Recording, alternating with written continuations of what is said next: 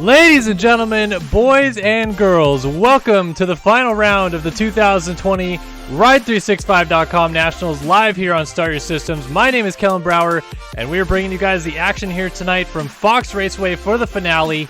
This is going to be a lot of fun tonight, and a lot of it is going to ride on this 250 championship, which we are going to start right off here tonight. There is no time wasted. We're going right into these 250 races, and it is going to be absolute chaos. And let's explain why as we take a look at our point standings coming into tonight's racing. Payson Johnson just has a very slim 9-point lead on Colby Eagland, and then look at how close it is behind that. Braden Carter only 2 points further back. Tyler Lang another 2 points behind that. 13 points separating our top four in the championship. It is going to be really tight, packed action here tonight, and Payson Johnson trying to win the championship in what is his official rookie year. Colby Eagland trying to come off his Supercross title and win.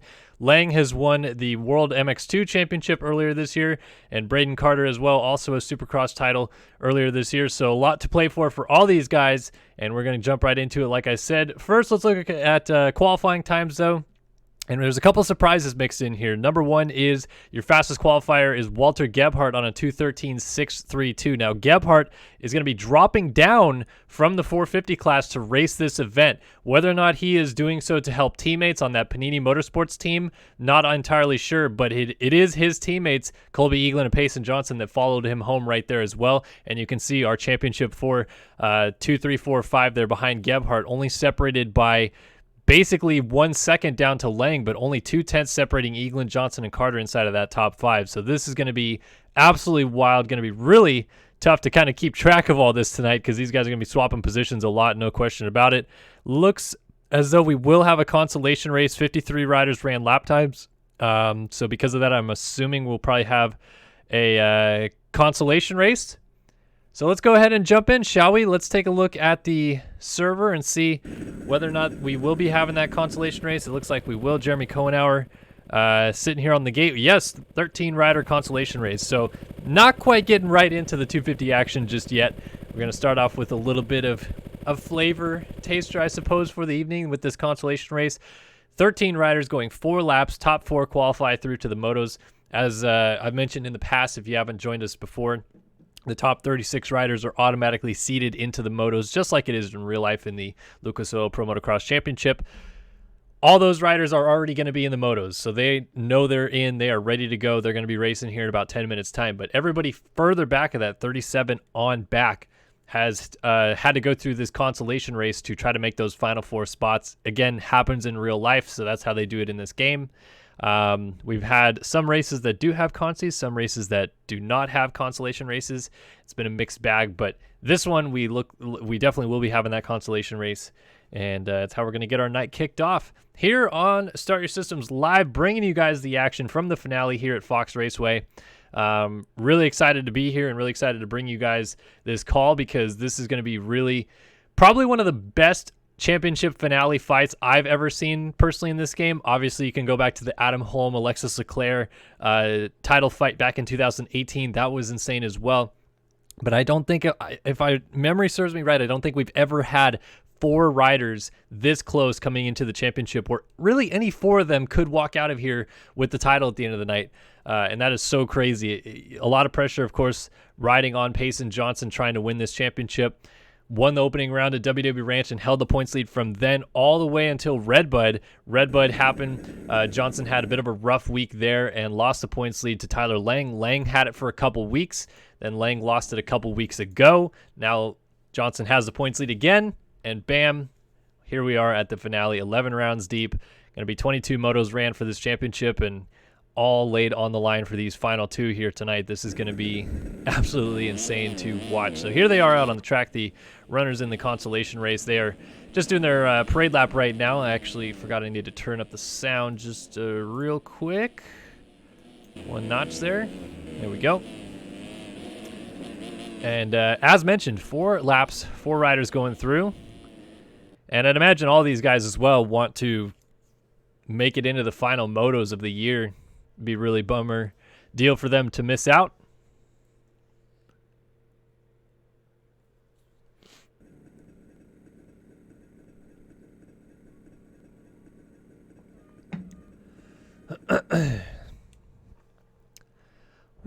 All right.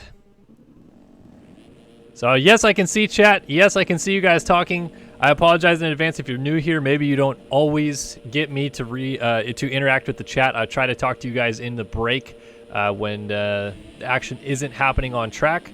But as we are off and running with the Consolation race, let's focus in on this. These 4 riders trying to make it in as we head into turn number 1. This is a fast left-right sweep in this first corner, and it's going to be James Wilcox coming in from the outside to grab that hole shot. Hunter Braun right behind him. Chandler blocks him, and Michael Mudge out front early on. And this is the first look a lot of you guys are going to have at this racetrack here tonight, based on the 2019 version of Fox Raceway, so it'll look quite familiar for most of you. Everybody trying to scrub it down through that little double and then table section, and then this flowing left-right complex into the back is subtly broken up by this wall. Got to get hard on the brakes and downside that wall to get back on the gas down this long back straightaway all the way to the far end of the track. And land off this big table double mix. Another wall jump as you head up the hill, the lone little bit of elevation that exists here at Fox Raceway, which is obviously Paula, if you are unfamiliar with that. Fox bought the racetrack a few years back and renamed it to Fox Raceway. Ooh, we got a rider down on the outside. I think that is Hunter Braun way off the track out there. It is. Not sure what happened. Must have gone down, coming down the hill and cartwheeled all the way out there. So out of second goes Braun, and it's going to move everybody up a spot. Wilcox still leads. Mudge into second, blocks him into third. And Nathan Guy now in the final transfer spot on the C4 Designs TM Factory Racing number 171 machine. Got Gunnar Fugler on the 90 coming up behind him, and that's Felix Anderson on the Impact number 102. So Consolation race out on the track. Here for the finale. And this is going to be a good battle as Anderson gets a little misshapen there in the back. Nathan Guy not able to get to the inside line here, so Gunnar Fugler trying to take a peek. Nathan Guy now jumps off the track, and he's kind of all over the place here. Goes through the inside of the bail there as well. Got to be careful not to get cuts. Double, triple down to the finish line and then try to scrub this small double down as hard as possible.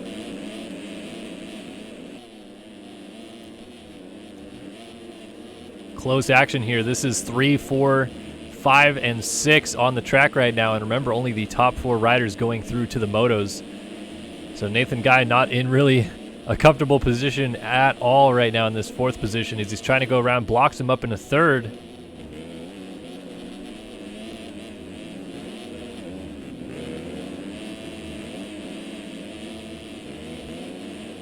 Looks like Fugler and Anderson are losing a little bit of time back there.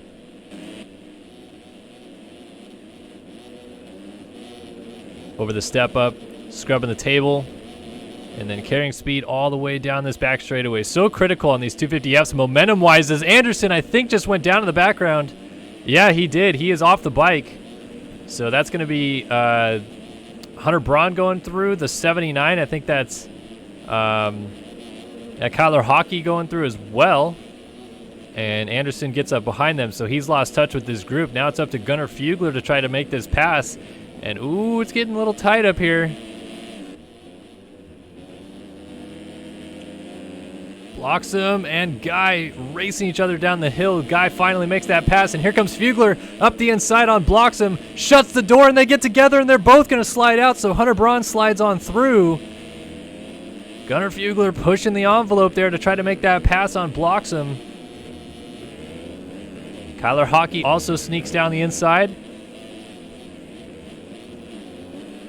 Going to be one of those situations in the server after this race. If both riders don't make it through, there's going to be a lot of finger pointing. And I imagine that was kind of Fugler just pushing the envelope a little bit too far, just drifting out across the track and getting into the 360 of Bloxham, causing them to both go down. So reset stuff is up front. We've got some contact. Wilcox getting into the back of Michael Mudge, who is now taking over the race lead.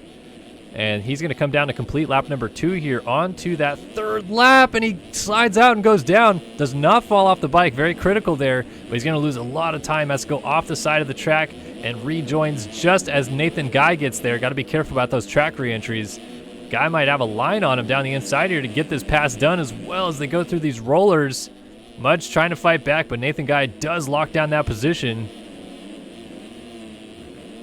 So here is 2, 3, and 4 on your screen. Mudge trying to go back the inside again, cuts him down, and Guy squares him back off and just out-drags him into the first turn complex. Great over-under maneuver by Nathan Guy right there, reading it like a book, as Mudge really trying to force the issue here in a couple of the corners. Hunter Braun also sneaking into the picture, goes to the inside of Mudge, and he moves up into third. So Mudge, who was leading the race just moments ago, now suddenly sitting on the bubble. Far from ideal, but at least for the time being, he's got a little bit of a gap back to Gunnar Fugler. You can still see Felix Anderson and Kyler Hockey back there as well.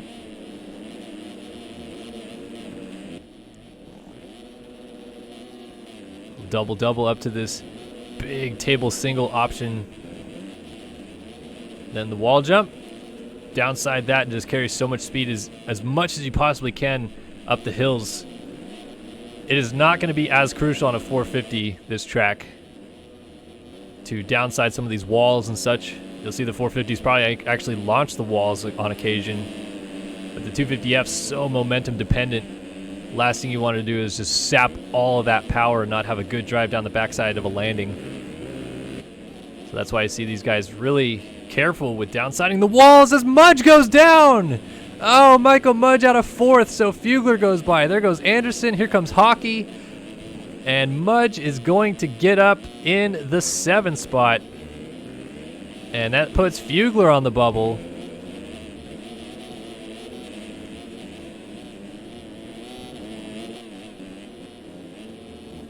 Fugler, big whip off of that triple table combo. Anderson and Hockey are definitely trying to close this gap down. Look at Anderson launching out there.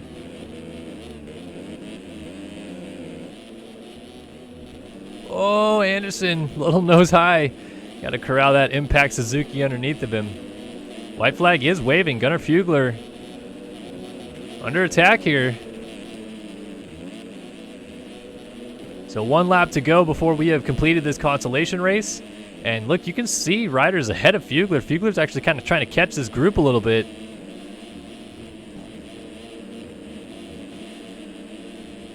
Felix Anderson trying to close that gap down. He has absolutely got it down to under a second. It is only a few bike lengths at this point. And Gunnar Fugler going to be sweating bullets with the attack from the 102 machine here. He is all over him, putting the pressure on. And can't forget about Hockey back there. If these two get into each other, inside move, Anderson tried to sneak up in there but couldn't quite get a wheel in. So now down the back straightaway they go. Fugler and Anderson. Oh, cross jump a little bit there for Fugler. Almost coming across the front of Felix Anderson and taking his nose out.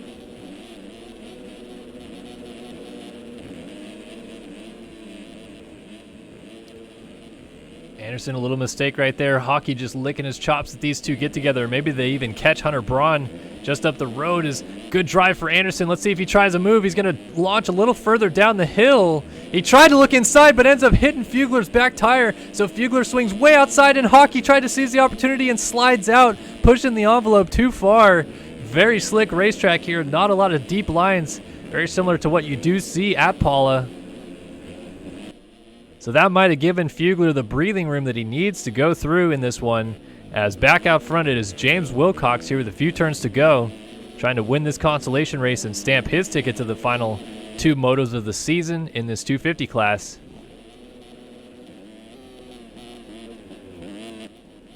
The Takatoji number 172 rider has got this thing pretty well under control as he comes through the second to last corner.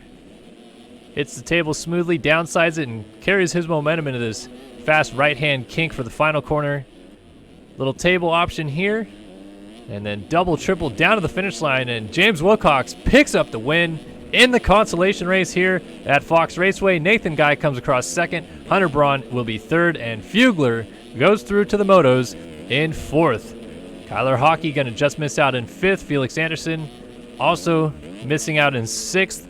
Michael Mudge comes across 7th. Chandler blocks him, pirouetting in this corner here. He is down in 8th. It's P9 for Braden L.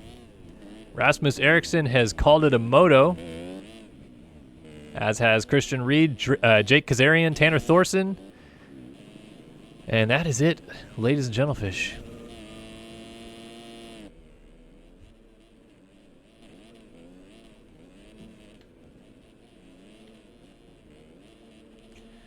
All right, so as we wait for those cuts to come in to give us our indication on where everybody came across, there we go. Penalties have been assigned and no changes inside of our top 4. It was still Fugler, Braun, Guy, and James Wilcox picking up the win.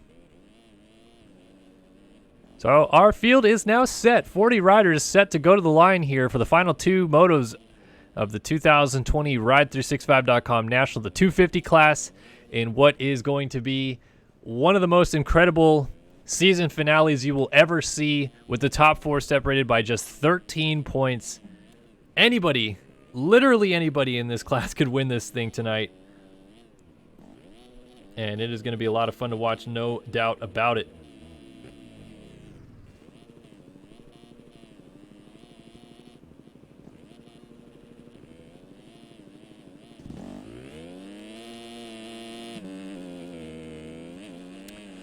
All right, well, while we have a little bit of a sort of intermission going on here,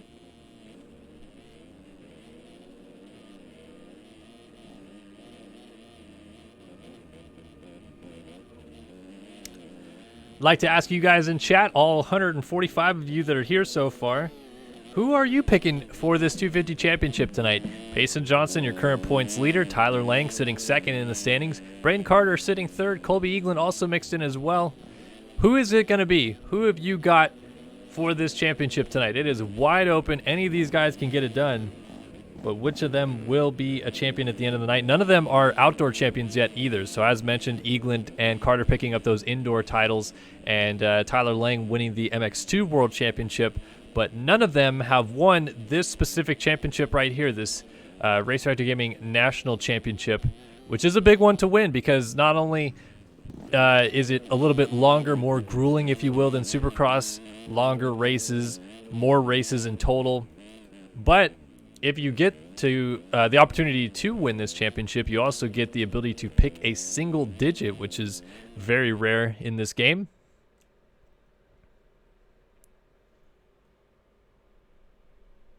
Looks like we got a bunch of people lining up in chat. We got Carter. Tucker Francis thinks it's going to be Johnson or Lang. Moto Dude 342's got Payson Johnson. Thomas Gadsden likes Lang, as does Clumsy Sky. Matt Edwards thinks it's going to be Payson, but Lang has been a bit of a sleeper, not counting him out at all. Colt Midgley looks like he also believes it's going to be Payson. Timothy Smith is going to pick Braden Carter.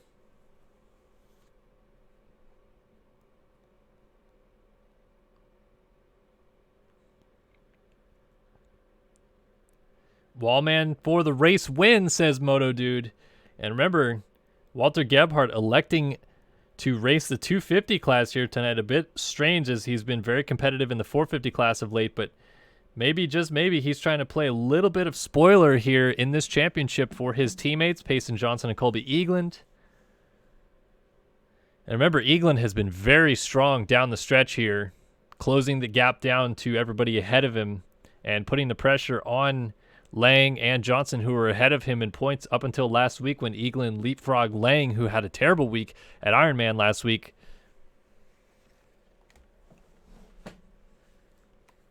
Ryan McComas asked, when are you just going to have a fun public lobby Xbox Monster Energy Supercross? Haven't been able to join one yet. I'm thinking hopefully at some point in the off season I'm going to have like a couple weeks or so where I just do like SYS ride days is what I call them, where I just, we pick a game, we play that game for a couple hours, I stream it kind of thing. But it's been really tough to kind of schedule that lately, because I've been wide open busy working my regular job, which has been a bit tough. And then obviously being a new dad, I don't have a ton of time in the evenings to just like sit down and hang out for a couple hours, except for this night, which my wife is very gracious enough to let me still do these live streams for you all. So it'll be coming. I promise. I will get some SYS ride days a-going. Yes, Spooky Banana, who asked, is this game PC only? It is PC only. Head over to mxsimulator.com.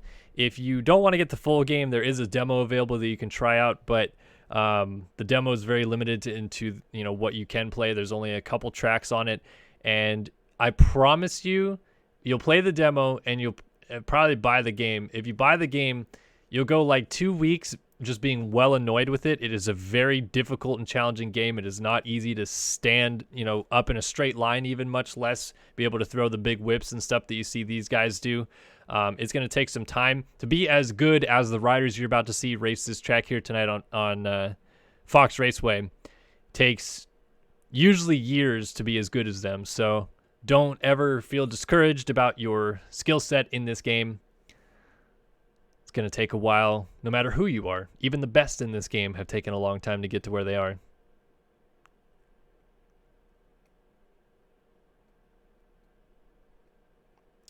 Thank you, the Reed34. That's a very nice comment. Says, hey, Kellen, hope this message finds you good. Just wanted to tell you that I love this channel and hope for continued success for you in the future. That is very nice of you, the Reed. I really appreciate that lovely comment, and I appreciate you coming by watching the broadcast all year, because I know that you have come around and watched a lot of these races. So yeah, thank you so much for that. That's really nice.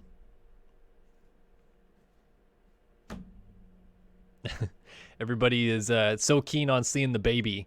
I don't think she's awake right now. I believe she is sleeping, but if she is awake right now, I believe my wife is feeding her. Anyway, Hollywood asks, yo, Kellen, what bike you ride IRL? I kind of ride a lot lately because with my job at Racer X, I do a lot of filming for bike intros and bike tests with Chris Kiefer. So I've actually ridden the new Cowie 450, the new Husky 250, the 2020 Honda Works Edition 450, the 2020 Rockstar Edition Husky 450. Kind of ridden all those, but I actually own a 2002 CR 252 stroke, which is my go-to bike because it's the one I ride more often. But I kind of ride all different types at the moment.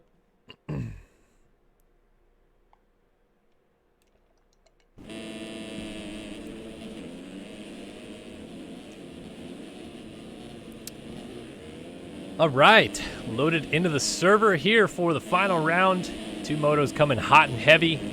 A couple other questions I'm seeing you guys throwing in chat. Brandis Dvorak, I believe is how I say your name, says, what's it like being able to talk to some of our favorite riders? I would love to exchange words. Yeah, it's really cool for me. Like, I've always been a little bit starstruck in talking to any athletes in the sport. Honestly, since I got this job, it's been a little less daunting, I guess, because it's been really nice to have the Racer X moniker to say, like, yeah, I'm Kellen Brauer with Racer X. Like, that's huge, I feel like, because then it feels like they look at me as more, like, reputable than just some other kid that's off the street asking questions. But, no, it's actually really cool. It's just nice to be able to talk to them, and they're all very kind of normal guys. I don't think that you... Like, I think we put them on pedestals because they're some of the best motocross riders in the world for sure. But the reality is they're just, you know, a dude like you and I, but they just happen to be really dang good on a dirt bike.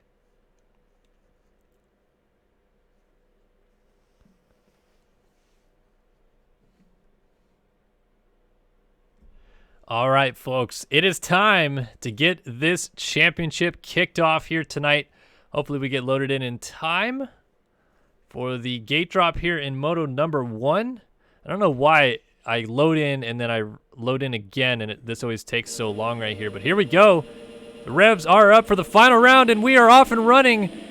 Johnson, Eaglin, Lang, and Carter going for a title as it's a land rush into the first corner, and a lot of riders going down. Several riders hitting the deck. But the Studio 8 Whole Shot Award goes to Tanner Rogers as he leads them through, and a gaggle of riders coming over the hill behind them. I am not seeing many of our championship contenders up front. It looks like Lang might be the first one coming through on the 14 as a big mistake there. Trevor Spencer getting a little sideways, and I actually forgot Walter Gebhardt is your reigning outdoor champion, so he actually dropped down to, looks like, show off the number one more time, which is kind of cool. Oh, and Rogers, I think, just went down with the lead, so Wilcox out front. It's Wilcox with Gebhardt pulling alongside. It looks like Lang's going to move up into fourth on the wall jump. Nick Tomasunis is pulling alongside on the 507 as Gebhardt goes to the lead into the back section. We got dualies, Tomasunis alongside with Wilcox. That outside line where Wilcox had to start from coming through the Consolation race really actually isn't that bad. And he just made it work wonders there with an early good start and the race lead early on. But like I said, Gebhardt takes it over. Wilcox in second. Tomasunis is in third. But here comes Tyler Lang. Fourth in the championship, 13 points down. Payson Johnson needs every single point he can get, and getting out front early would be a huge win for him here if he can make it happen. He's trying to go around Tomasunis. I also saw the red plates of Johnson sneaking into the picture. Looks like he's about 4 spots behind Lang. And we are off and running, folks. This is going to be absolutely insane. Lang trying to scrub down up the inside to get to Tomasunis at the top of the hill. Tomasunis trying to square off and get to the inside of James Wilcox as Lang gets a little wayward. And the 192 of Trevor Spencer may have just made the pass. They're going to go bar to bar down the hill. They both kind of scrub. Spencer just the flick scrub with the bigger scrub kick out from Lang. Oh, and Wilcox slides out there. He gets going, though, just in front of Lang as Tomasunis now moves into second. Gebhardt already pulling out a big gap out front. And I guess in some sense that's a good thing because he's not really going to be playing much of a factor in this championship if he just goes out and 1-1s this thing. But Lang now moves up into third. Tomasunis crosses the line second with Gebhardt leading, and it's Wilcox right there in fourth. Spencer is in fifth. Cooper Hunt is in sixth. And we got Benjamin Miljkovic, Seth Garrett, Jack Gatlin's here tonight as well. Luke Sullivan, Noah McLaughlin, Jeremy Siebold. There is Braden Carter, so we lost Payson Johnson. He is now behind Carter. And we have not seen Colby Eagland, who isn't really good with starts. Bryce Whelan is there, Maxime Vanderbeek, Colt Hans, Dylan Cavacciuti. We got Daniel Irvine, Trevor Burns, Hunter Braun, Zoa Cross, Nathan Guy, Frank Jackson, Jacob Hubbard, Payne, and then Eagland coming through. He looks to be in about 28th now, looks like. Man, he's got a lot of riders to pass here. 9 points down of Johnson in the championship entering this final round. I guess the only saving grace for him is that Johnson is not way out in front with this early lead. Back to this battle for second as Gebhardt continues to pull the gap out front, and Lang is trying to make quick work of Tomasunis as Tomasunis goes down, and a host of riders are going to go through. Wilcox, Spencer, all of them funneling through, and Tomasunis by the end of it's going to lose about 8 or 9 positions. Oh man, and there is Carter with Johnson going up the hill right behind Siebold on the 19. Dropping back down again, and you can see Carter trying to figure out a way through on Siebold. Almost got into his back tire, so Payson Johnson's going to try to sneak up the inside back here. Close action. Bryce Whelan also mixed in on the 34. And that's not going to happen for long, though. He slides out and loses a lot of time. So Johnson, the man at the back of this group right now, your current points leader, trying to make something happen here as they're going to go nearly 3 wide up this hill. Braden Carter's trying to swoop in and make a couple passes. McLaughlin being real stingy on that inside line, holding Siebold and Carter at bay. Siebold's trying to get back alongside of Carter as Johnson now comes tripling over the table in the background, and then Carter shorted the triple and almost went down. And Johnson trying to sneak up the inside. It is everywhere here as Tomasunis nearly stacks in. Siebold almost runs into the back of him. Here's Johnson trying to go to the outside on Carter. Onto the table. That almost came to blows. I thought they were cross-jumping each other. And you're going to see not a lot of disparity on this track. It is a very fast racetrack. with pretty simplistic lines, so there's not much else you can do than kind of follow the leader a little bit here early, though. But Johnson's trying to make a move on Carter. Carter goes to shut the door, and pretty much everybody in front of him jumped off the track as Thomas Sunis almost gets together with Seabolt, and the 124 McLaughlin loses 4 spots for the price of 1 as Carter's trying to get to the inside of Thomas Sunis. Payson Johnson also made the move on McLaughlin, and there is Carter to the inside. How did he make it stick in that corner as Thomas Sunis squares it back off and gets back ahead of all of them, and then he goes, no, he saved it. Oh, I can't believe he saved it. So Seabolt goes by. Carter's now ahead of all these guys, and Seabolt's trying to give chase as Johnson now tries to back up onto Thomas Sunis in the background. Oh, frantic action here early on, and all these guys jockeying so hard for positions because every single point in this championship is going to count. The more positions that they can put between themselves and Payson Johnson, the more likely a championship is sitting on their mantle at the end of this one. So that's why you see so many desperation passes like Carter's dive bomb down the inside as Thomas Sunis launches the wall behind Seabolt there. Man, this is chaotic early. So here's Gatlin with Wilcox and Luke Sullivan just up the road of them. Seth Garrett coming up the hill. Cooper Hunt and then Benjamin Milchkovic. Trevor Spencer, and then Tyler Lang pretty much all alone in second. Gebhardt has opened up a big lead, and he's backflipping the triple tabletop out front. Walter Gebhardt just rubbing it in out front right now. Oh, and he goes down! Oh, right after backflipping. So Gebhardt hits the deck. Is he going to get up before Lang gets there? Here comes Lang for the race lead. If he can get it, this would be huge as he tries to sweep it around the outside, but Gebhardt holds it on. So now Lang trying to go after Walter Gebhardt for the race lead. Oh man, this is going to be crazy if Lang, who sits 4th in the championship, can win this one tonight. Holy smokes. So there is Trevor Spencer. 3rd, Seth Garrett in 4th, Sullivan is in 5th, Wilcox is in 6th, and then here comes Carter. He's trying to go to 6th on Wilcox, and he will do so. Just landing hard off the finish line jump. Seabolt's trying to go with him. Let's see Seabolt up the inside. Wilcox, yes, makes that pass stick as well. So Seabolt pretty much just going with Braden Carter right now. But Seabolt, it's not on Panini, but he's riding a Panini Motorsports bike. I don't think he still is tied with that team in any way, but it's interesting to see that he's on the machine nonetheless. I'll tell you what though, Braden Carter definitely the man on the move right now. He has made a lot of passes. Trevor Spencer just went down. That's another position gained. He's up to 5th. And like I said, Seabolt literally just matching every move, just nose to tail with him. Carter's going to try to square off Seth Garrett here. That's a great line.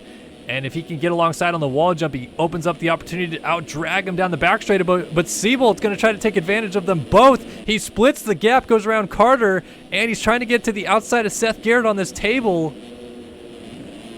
Seth Garrett goes to shut the door, and Seabolt launches the wall on the inside. Oh, and he goes down! Seabolt landing too hard, falls off the bike. So Seabolt maybe pushing the envelope a little bit hard there, but he doesn't really need to be battling for much other than race wins, so I guess it makes sense. He is not in the championship fight. So now Carter moves up into, well, he was in 5th. Seabolt had got around him, but he's still in 5th right behind Seth Garrett. We have Lang in 2nd right now, tailing Walter Gebhardt out front. Here comes Carter to the inside of Garrett for 4th. Oh, and he slides out. Garrett hits him and goes down. That is not going to help Braden Carter because it's going to give another spot to Payson Johnson, but Carter does go into 4th. Oh, man, and Gebhardt has lost the lead. Lang is to the front. Almost 9 minutes in, and it feels like an entire race has already happened, but it's Lang now leading here at Fox Raceway. 13 points down in the championship, trying to win it from P4 in the standings. Oh, this would be a huge turn of events at the final round as Johnson's still trying to find his way forward. It's Gebhardt back in 2nd. It's Sullivan in 3rd, and Carter now coming through in 4th. Remember, Carter sitting 3rd in the championship standings as well, so he's got some work to do. And Eagland has now gone around Payson Johnson, so our championship 4 are literally backwards on the racetrack right now, but they're mixed in with so many other riders. Some great rides happening right now. Johnson trying to get around Thomas Sunis in the background as Eagland's working on Trevor Spencer right here. Oh man, this is going to be absolutely insane. Tomasunis, a little bit of a mistake, but it doesn't seem like Johnson got the power to the ground either, and suddenly Seabolt, who crashed, now falls behind the 351. And the 862 of Milchkovic is also up here. Around the outside, Johnson goes, trying to take different lines. Little mistake. Tomasunis again, more struggle bus in that corner, and Johnson gets the brunt end of the stick there. Milchkovic comes alongside, and Seabolt's trying to go to the outside as Johnson scrubs hard to get back around Tomasunis, and they come to blows almost. Tomasunis cuts the track to not go down, and he's still side by side with Payson Johnson. Johnson trying to scrub it down and get that rear tire down. He's just pushing the envelope so hard, and a huge whip in his face by Tomasunis as Johnson almost shorts the table in the back. You can see Eaglin trying to get around Trevor Spencer just up the road. Goodness gracious, this is absolutely insane, and the points table is going to be so flipped on its head as it runs right now. Johnson has really got to try to settle down and not worry too much about making quick passes. As the man with the points lead, he has so much more to lose than to gain here tonight. Doesn't need to get to the front in a hurry, just has to get there eventually.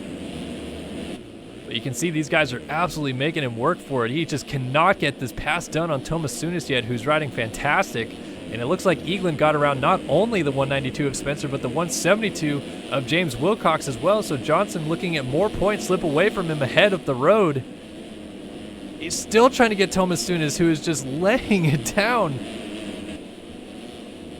Johnson tries to go to the outside. That's not going to work. He gets a little bit wayward out of the corner as well, and almost, oh, he does actually hit the back of him. He does not fall off the bike though. Seabolt's going to try to make that pass on him, and he will not. Johnson stays up ahead of him, but now a bit of a gap to Tomasunis. And maybe what he needed though actually is some free air, not someone in front of him throwing whips and trying to find a way around him just to get his mojo going, start running a higher pace. Woo! All right, so resetting things, laying out front from Gebhardt, and this battle for the lead is starting to brew once again. Gebhardt, the defending outdoor champion, has not raced the 250 class at all this year. He's raced the 450 class the entire season, but for this final round has dropped down. You could say, look, he's just doing it to run that number 1 plate for one time, but you could also say he's trying to help out his teammates on that Panini Motorsports Kawasaki team. Payson Johnson and Colby Eaglin trying to go for the championship here tonight against Tyler Lang. And Gebhardt still front flipping now this big table in the back as he's trying to get around Lang. Lang may just let him go here. Doesn't really want to get too involved in the shenanigans. So dropping back downhill, Gebhardt now to the lead. Lang just going to settle back behind him and let it all play out as Sullivan sits here in third. It is Carter in fourth. Cooper Hunt is in fifth, and Eaglin is up to sixth. So once we get a little bit past the halfway point, that is when I will take some time to break down the points a little bit here, because this is all over the place. Payson Johnson, by the way, has gotten passed by Seabolt and Seth Garrett again. Jack Gadlin now closing up behind him. Is this Payson Johnson perhaps cracking a little bit here? Championship lead, all of it laying right in front of him for the taking here tonight, and it's just not going his way so far. We still have over half the motor to go, of course, but he's going to put himself at a huge disadvantage in this one if he can't start picking some guys off and make some good points back in this moto.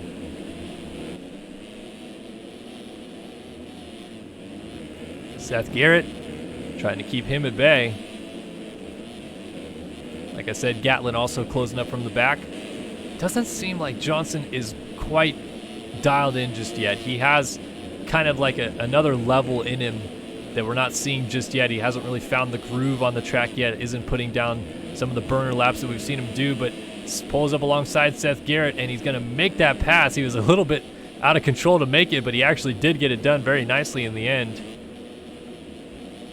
Then here's all this chaos up ahead of them. Trevor Spencer, Nick Tomasunis behind Jeremy Seabolt and James Wilcox.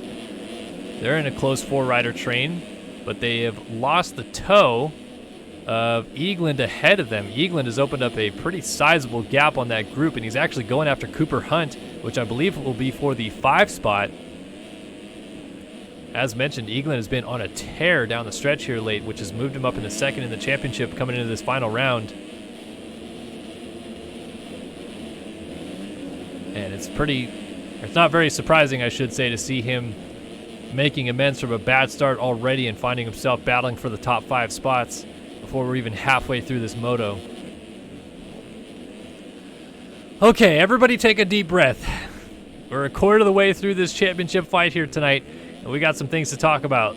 Tyler Lang has reassumed the race lead, and as we are halfway done with this moto, let's go ahead and do a really quick top 20 rundown, as this one is brought to you by the folks at RaceFactorGaming.com, who have brought us spotless racing all year long. Some really good stuff from Race Factor Gaming all year. Big shout out to everybody there that hosted the races and the track crew for producing so many incredibly great tracks. We got 12 GPs, we got 11 Nationals, we got 17 rounds of Supercross, and all year long they absolutely crushed it. So big thanks to them for this season, and they bring you this top 20 rundown for the first of the final 2 motos here in the 250 class of 2020. It is Tyler Lang, MV Films number 14, sitting out front trying to win this moto and maybe win a championship here tonight with it. Luke Sullivan on the QM1 Yamaha riding in second on the number 65. It's Walter Gebhardt on the Panini Motorsports number 1 in third. Braden Carter coming up in fourth on the SwapMotoLive.com number 32.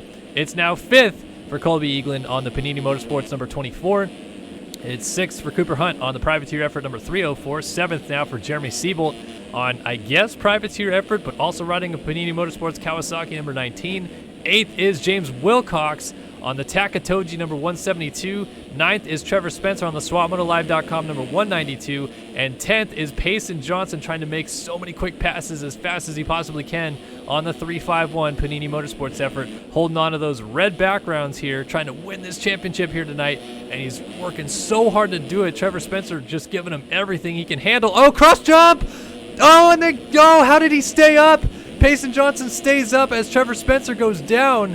Whoa, big moment right there almost happened. So let's reset it again. It's Thomas Sunis on the MXLocker.com number 507 that goes up into 10th. 11th for Seth Garrett on the VlastMX.com number 92. And Johnson drops to 12th on the 351 Panini Motorsports ride. It's 13th for Jack Gatlin on the Start Your Systems number 70. It's 14th for Benjamin Milchkovic on the RPF number 862. 15th is Jacob Hubbard on the VlastMX.com number 46. 16th, I should say, for Colt Hans on the Yes Yes Circle number 821. 17th for Frank Jackson on the Veracco number 67. 18th for Trevor Burns on the Woo number 122. 19th for Trevor Spencer now on the SwapMotoLive.com number 192.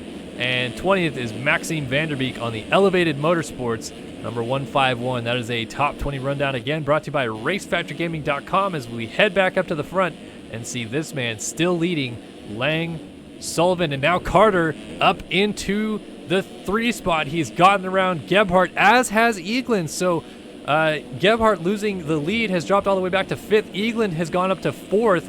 I think the man we got to watch at this point is Payson Johnson to see what he can do. He is trying to go full salvage mode in this moto. And again, we are still looking at the Championship 4 in reverse order from where they are in the point standings. It's a 9-point lead for Johnson on Eaglin, but Eaglin sitting ahead of Johnson. Eaglin only has a 2-point gap between himself and Braden Carter, but Carter is ahead of Eaglin, and another 2 points between Carter back to Tyler Lang, who is 13 back of Payson Johnson. But remember, Lang leading this moto, and boy oh boy, if things don't tighten up before the end of this, the point standings going into the final moto of the season are going to be absolutely ridiculous. So Johnson has got to put his head down and try to make as many passes as he can here as we close in on the final 10 minutes and 2 laps here of Moto 1. He has caught James Wilcox. He's going to try to make a quick pass if he can. Wilcox a little sideways in the last corner. Johnson loves this outside, and he's going to make it easily around the outside on Wilcox. I believe that puts him up to 8th, but he's 11 seconds back of the next ride. 119.4 is his best. Cooper Hunt also on a 119.4, a 117.2 out of Siebold. So it's not as if Johnson is doing laps that are comparable to the riders ahead of him just yet. So he's got to have to hope for a little bit of luck at this point. And just for an update to how this would all play out, with Johnson finishing on in 8th, he would pick up, he would pick up 12 points. No, I'm sorry. He would pick up 13 points. And with the Lang win out front, Lang obviously picking up 25 points. That would be a 12-point swing right there. Johnson and Lang only sitting 1 point apart, provisionally speaking, as it runs this very second. Kind of crazy.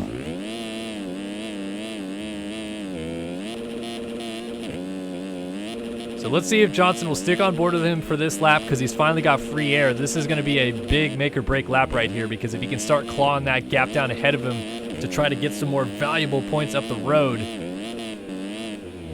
it's going to set him up really well for the final 10 minutes of this moto, as we are now under 10 minutes on the clock before it will expire, and then just 2 lap board will come out.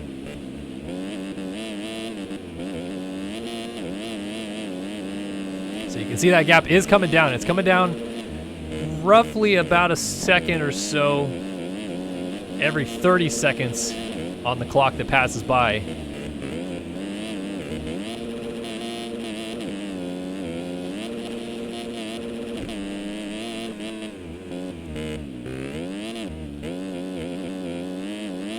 Dropping back down the hill, Payson Johnson is going to go off this jump ahead of him and look up the road and see where everybody is on the track. Maybe take a glance at the track map just to give himself an indication on what he needs to do to try to run down the leaders. And this lap time, like I said, going to be a big indication on what he is laying down on the track right now. This is looking pretty good in this last sector.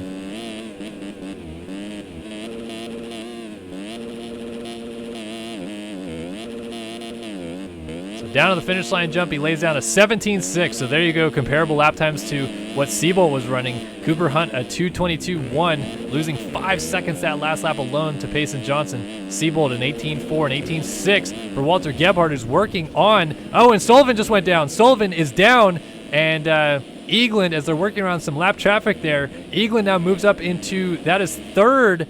So it's Lang, Carter, Eagland 1, 2, 3 right now. And Walter Gebhardt, in all honesty, at this point, Walter Gebhardt might be playing a little bit more of a spoiler for his teammates than anybody else. He was going to try to win this moto, perhaps, and minimize the points damage to Eagland and Johnson. If Lang and Carter would have finished ahead of them, they can't get those bonus point, basically, for winning the moto.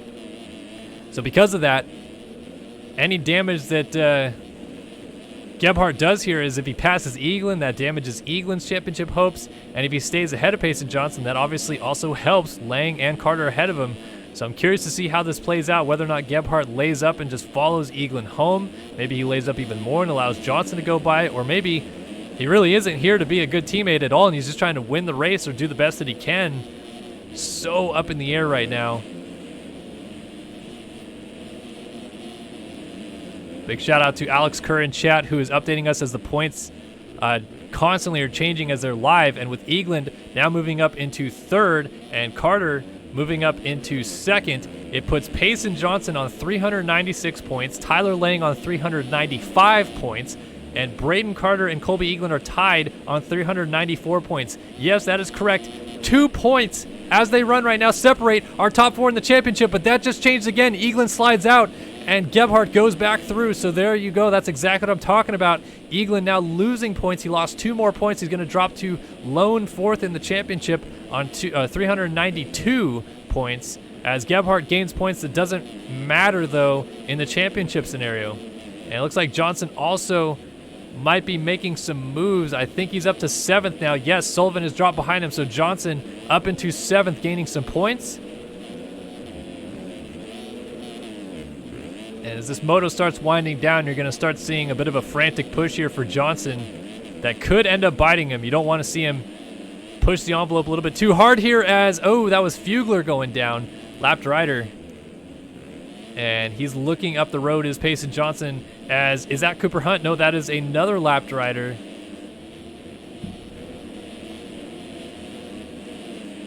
Johnson going to be absolutely losing his mind, knowing where the points are and seeing that basically all of his rivals are 1, 2, 3, or I guess 1, 2, 4 now on the track.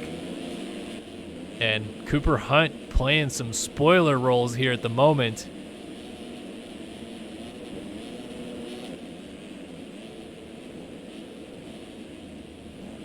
Over the wall jump. Johnson trying to get that power down and just absolutely getting everything he possibly can out of that Panini Kawasaki. A little wayward, trying to triple single there. A little long on the table as well. He's got to be careful there. Cooper Hunt getting the power down nicely up the hill. Johnson just hopping over the bumps. He's going to try to jump to the inside of the top of the hill. His outside line works great, though, but Johnson shoots up the inside. He's up to into 6. And Gebhardt playing spoiler, but Gebhardt just went down. So Gebhardt's now going to fall behind 3, basically matching the pace. And now Siebold coming up from behind lays down a 219 dead. Gebhardt obviously went down, but what is Johnson running back here in 6th? He lays down a 19.2, so pretty much identical lap times. Obviously, Gebhardt probably would have ran a similar lap time there as well, running that 28.3 with a fall-off crash. I mean, the front 4, it could stay just like this without crashing, which is obviously very rare. Crashes do happen in this game, but if there's no crashing, the pace as it is right now, looking like there's not going to be much else that could change unless maybe Siebold just straight up catches Eaglin in front of him. I can't imagine Eaglin isn't going to put the hammer down to try to keep Siebold behind him. And I still would be so curious to know whether or not Siebold or Gebhardt, who are on Panini Kawasaki's, are trying to, I don't know, play a spoiler or do something, I guess. I don't know, but Gebhardt just went down, so this is going to be a spot for Johnson. He is going to go up into the top 5 here.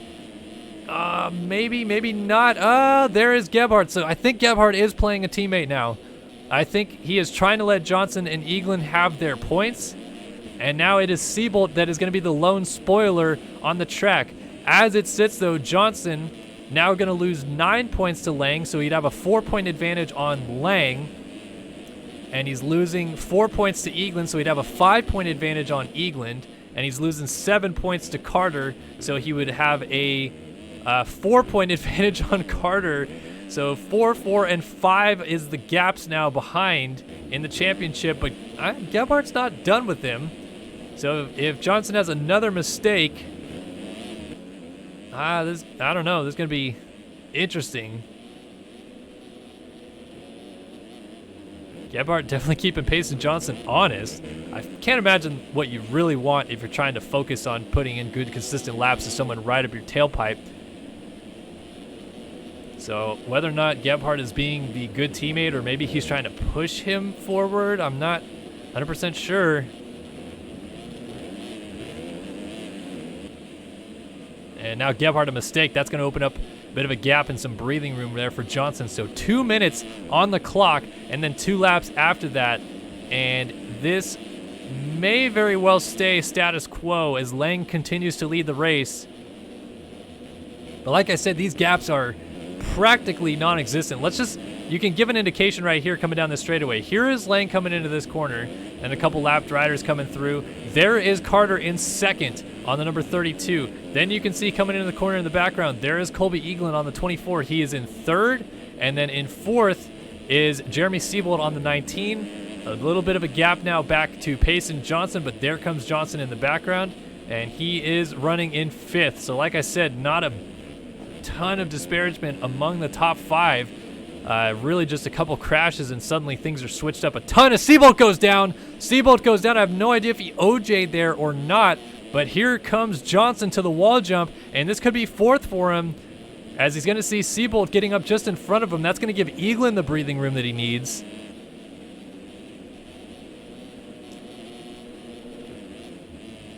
Man, oh man. I don't think you could have scripted this much better. The last moto of the year is going to come down to literally pretty much who can beat who. Johnson has a little bit of wiggle room as it currently stands where he could still finish second behind pretty much any of those guys that win and win the championship.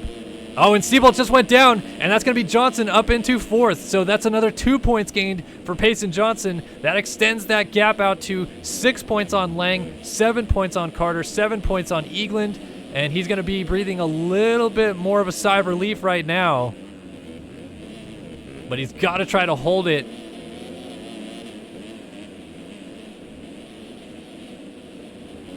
Whew, this is crazy. And time just expired, by the way, so this is going to be like perfect for Tyler Lang because he's going to get the 2-lap board this time by, and I think he's desperate for it because Braden Carter is 100% catching him faster than you really thinking much about it at this point. That gap is coming down to 2.7, a 19.5 to a 21.5. That was 2 seconds gained that last lap alone.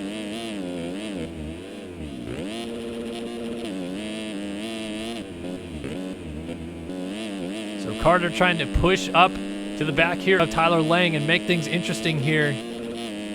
With 2 laps to go here at Fox Raceway in Moto number 1 of this championship's deciding 250 finale. Man, oh man.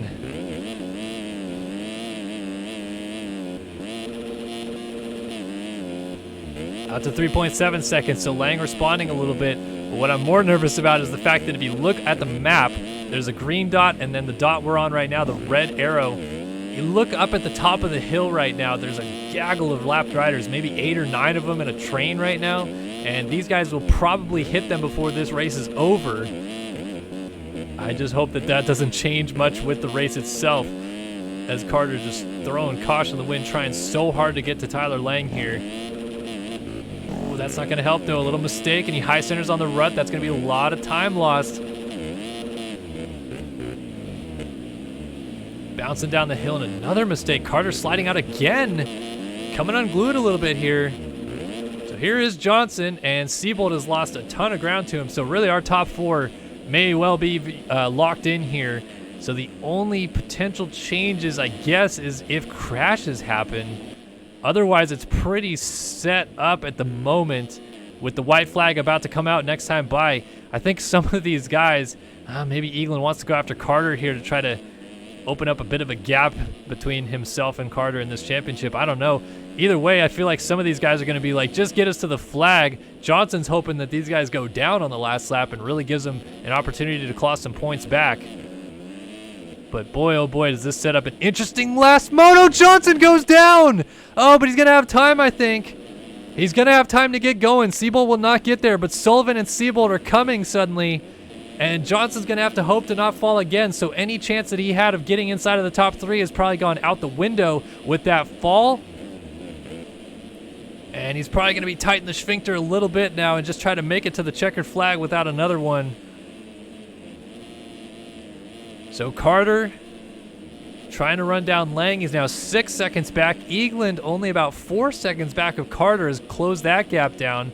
Then you got Johnson and Sullivan. Sullivan is going to be the one person that could do some damage here, spoiler-wise, in the championship.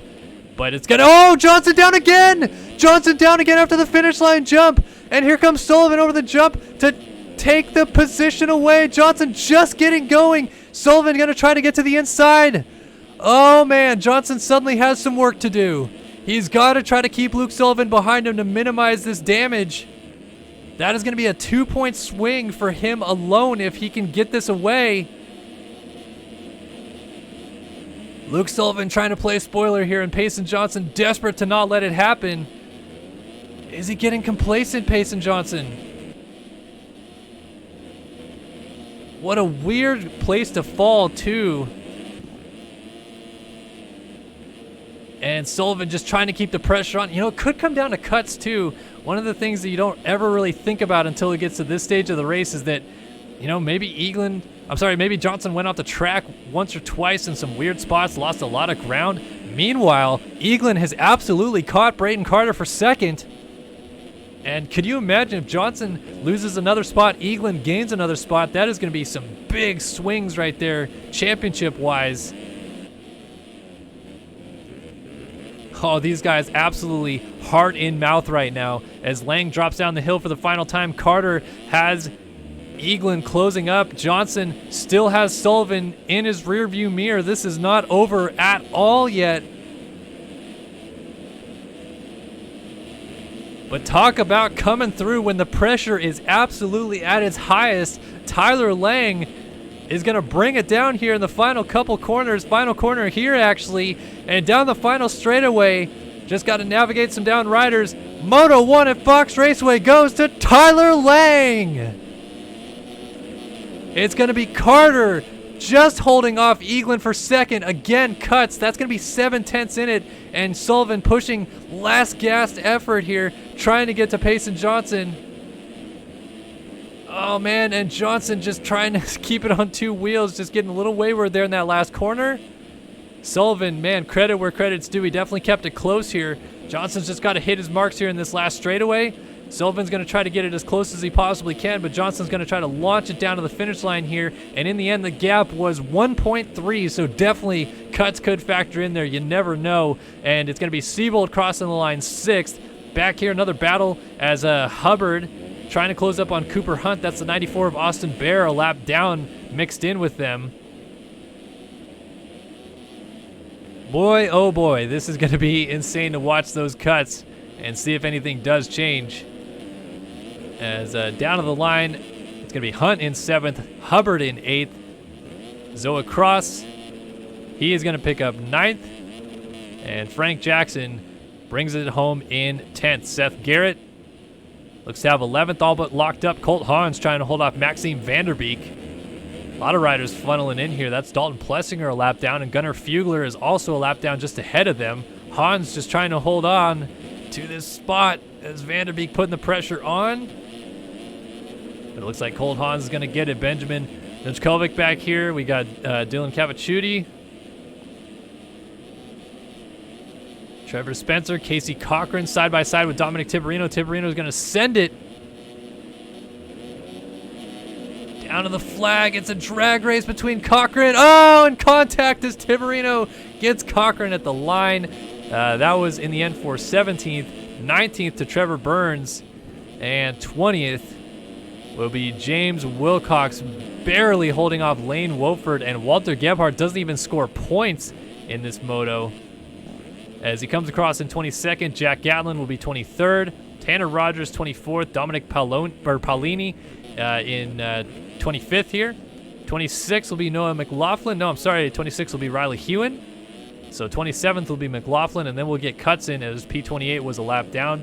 So let's take a look at these cuts. I'm going to start at the front and see how much changed at front, if anything. As there it is, and it stayed wow, it barely stayed the same. Sullivan 2/10 down in the end. Payson Johnson had 1.7 seconds of cuts, but Sullivan had 0.5 seconds of cuts. If Sullivan had no cuts right there, that would have changed it, but it stays the same. Man, oh man, Tiberino gets 16th on cuts, and it looks like Lane Wofford got the final points paying position on cuts, as Wilcox seemed to have quite a few. And wow. Yeah, points after Moto 1 dropping off in chat now. Alex Kerr, thank you so much for that. So as it stands, Johnson goes into the final moto with a 6-point lead on Tyler Lang, a 7-point lead on Braden Carter, and a 7-point lead on Colby Eagland. Man, any one of those guys could walk out of here as a champion here in about 40 minutes time. Holy cow, Alexis Leclerc, thank you so much for the donation. Alexis Leclerc, a €100 donation. Obviously the man that just won the Race Factor Gaming National Championship and the MXGP World Championship in this game, donating a ton of cash to me. Thank you so much, Leclerc. I really appreciate that, and obviously congrats on your championships as well. We'll see you in the 450 class later this evening, but big shout out to Leclerc for the donation. I really appreciate that. That is absolutely insane. You are a legend. And looking forward to seeing that 450 class later here tonight. Whew. Okay. Got to catch my breath here, but we do have a little bit of an intermission, as always. If you guys have any questions that you would like to ask in the chat, now would be your time to do so. I'm going to be just hanging out here for the next 5 minutes while we're on this little intermission, just answering any questions that you guys may have. So please feel free to shoot questions my way. As we overlook the track here at Fox Raceway.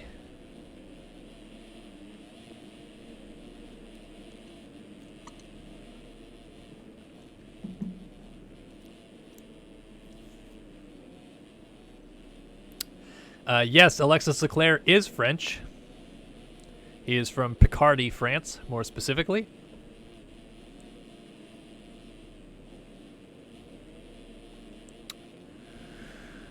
Yeah, if T-Lang wins Moto 2, Johnson needs to finish 4th or worse. It's simple math if they all start up front, but it's going to be chaos if they don't.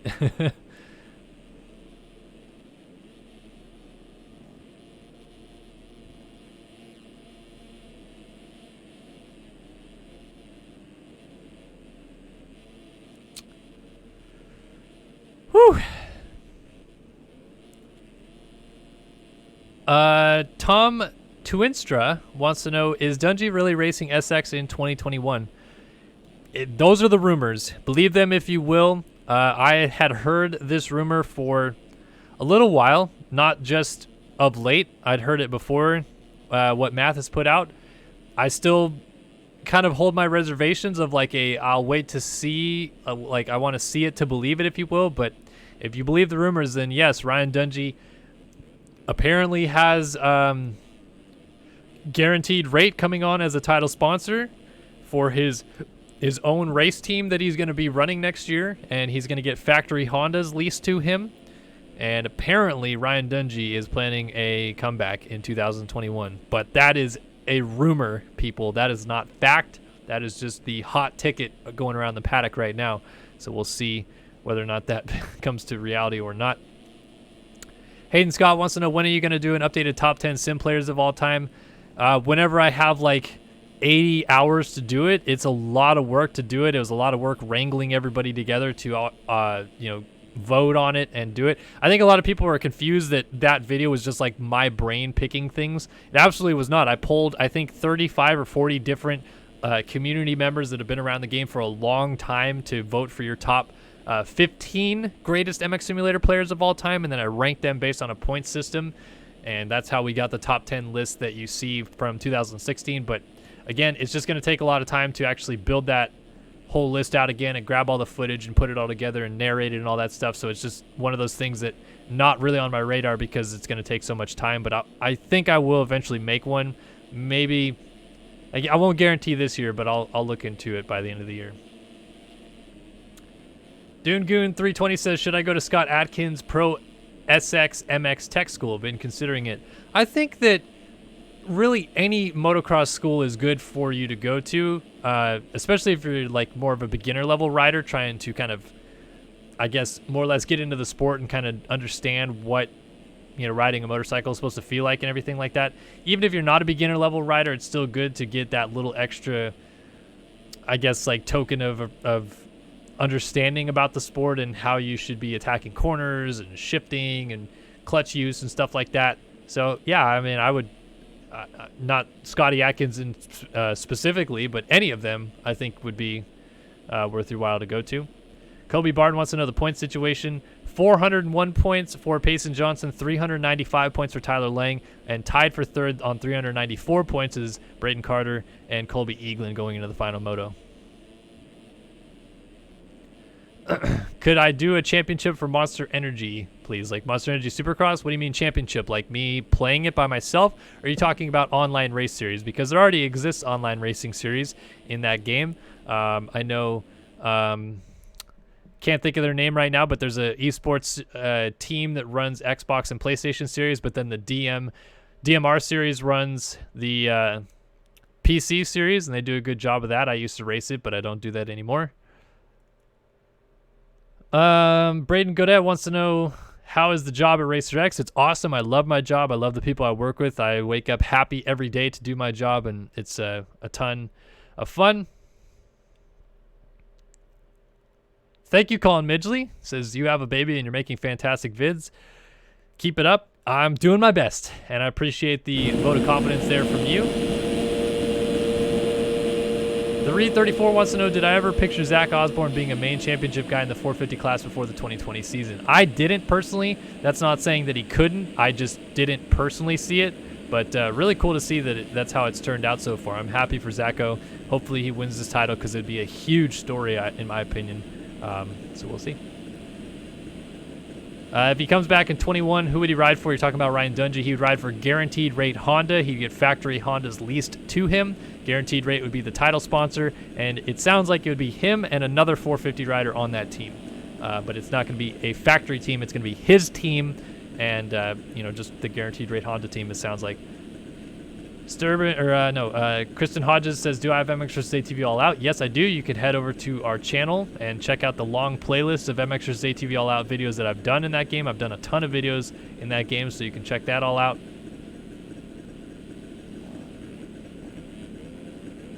Brendan Kennedy wants to know, what have you thought about the way that this championship has been shaping up after this moto? Has any parts of the track has been wearing down as the moto gets going on. I'm super excited for this last moto. This is going to be insane. And yeah, it seems like the track is getting somewhat rough in the braking bumps, but not as deep in the ruts as I thought. So it's pretty typical California. A lot of chop and not a lot of deep.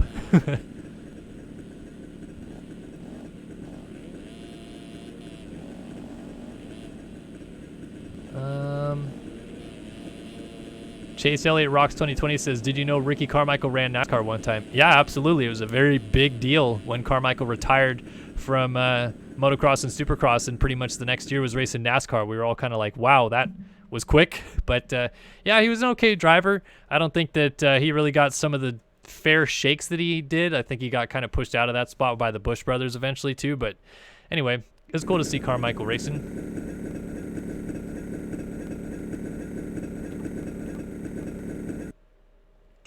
All right, ladies and gentlemen, boys and girls, it is time for the final 250 moto of the 2020 Ride365.com Nationals season.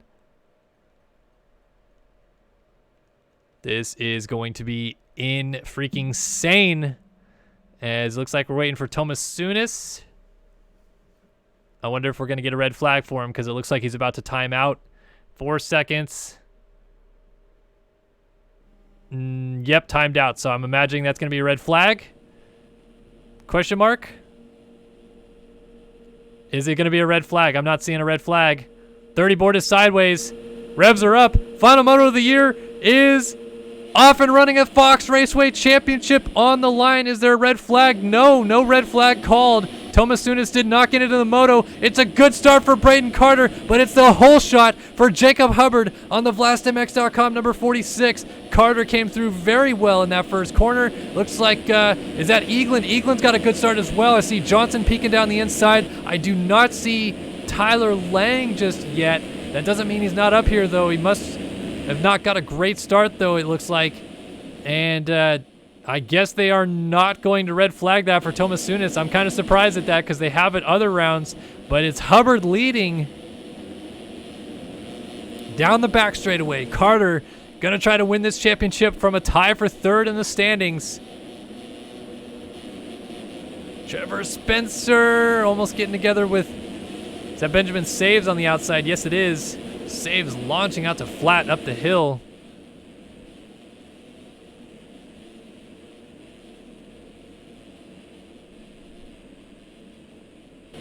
I guess they're just going to run it. I'm trying to keep up to date with what's going on in chat, but I guess they are just going to run it, even though Thomas Sunis timed out. Seen this happen before, though, where championship on the line and they just say mechanical DNFs. It is what it is.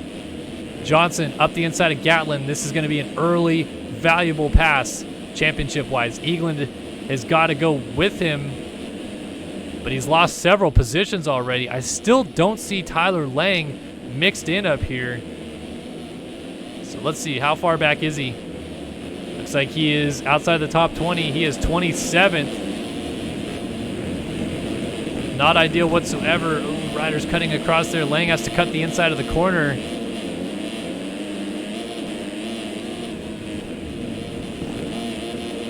So Lang at this point is just going to be like, please, please, Payson Johnson crash. That is his pretty much lone hope at this point. There are riders going down, but I have not seen Johnson be one of them yet, but it is still very close, and really anybody could hit the deck this early in the moto. Here is Johnson trying to go to work on Trevor Spencer.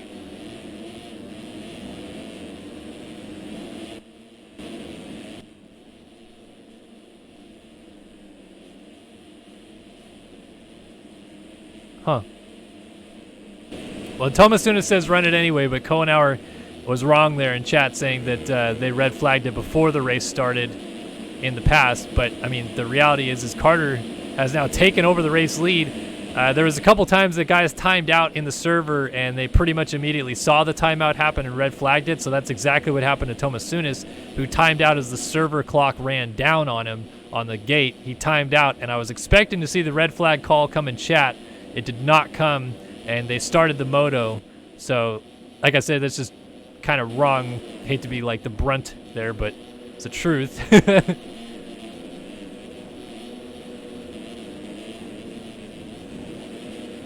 So So Payson Johnson, he's already moved up to third, and this is going to look really good for him early in the runnings. He's going to need something dramatic to happen for things to flip against his favor as this championship fight coming down to this last moto and so few points between everybody.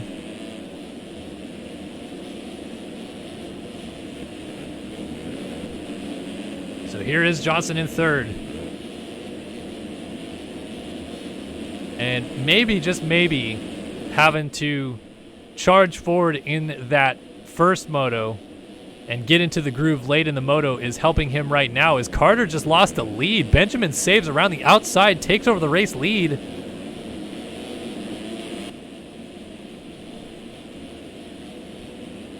So Benjamin saves out front, Carter back to second. I wonder if Johnson goes to the pass on Carter, does Carter light him up?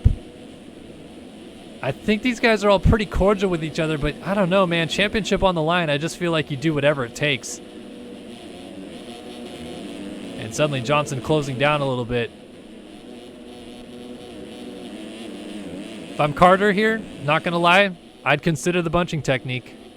I really would. His saves almost goes down, and Carter's going to take the lead over again. You're running out of options if you're Carter. Seeing that Johnson's right behind you, I guess you just maybe hope he has a fall off and you just go out and win the moto and just do whatever you can, I guess. But we'll see. We will see.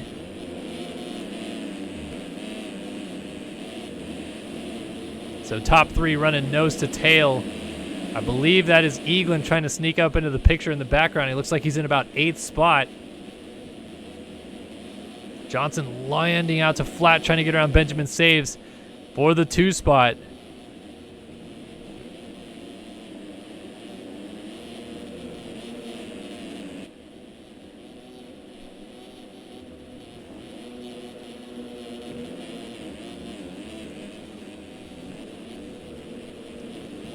Saves trying to go for the lead again. Almost landed on Braden Carter's back. And Carter misses this inside rut, so he has to carry to the outside. Saves goes through back into the lead. And Johnson again, I feel like if you're Payson Johnson here, you don't want to pass Carter. Gives him plenty opportunity to light you up if he really wants to. Gloves come off when the championship is on the line, and Carter needs 7 points over Payson Johnson to win this championship. He would lose the title right now if it stays as it is by 5 points to Payson Johnson. Even if he passes Benjamin Saves, he would still lose by 2 points. Oh, and Saves! I thought he was going down. He kind of oppo whipped down the hill there.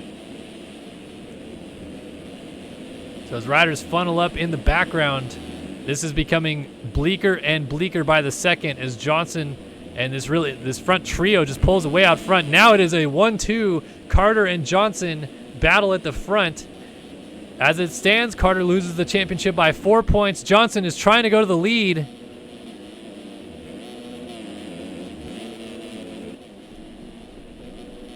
Ooh, nice scrub down the right side for Payson Johnson. Carter trying to defend. Gets that rut on the inside very smoothly. Johnson trying to go to the outside.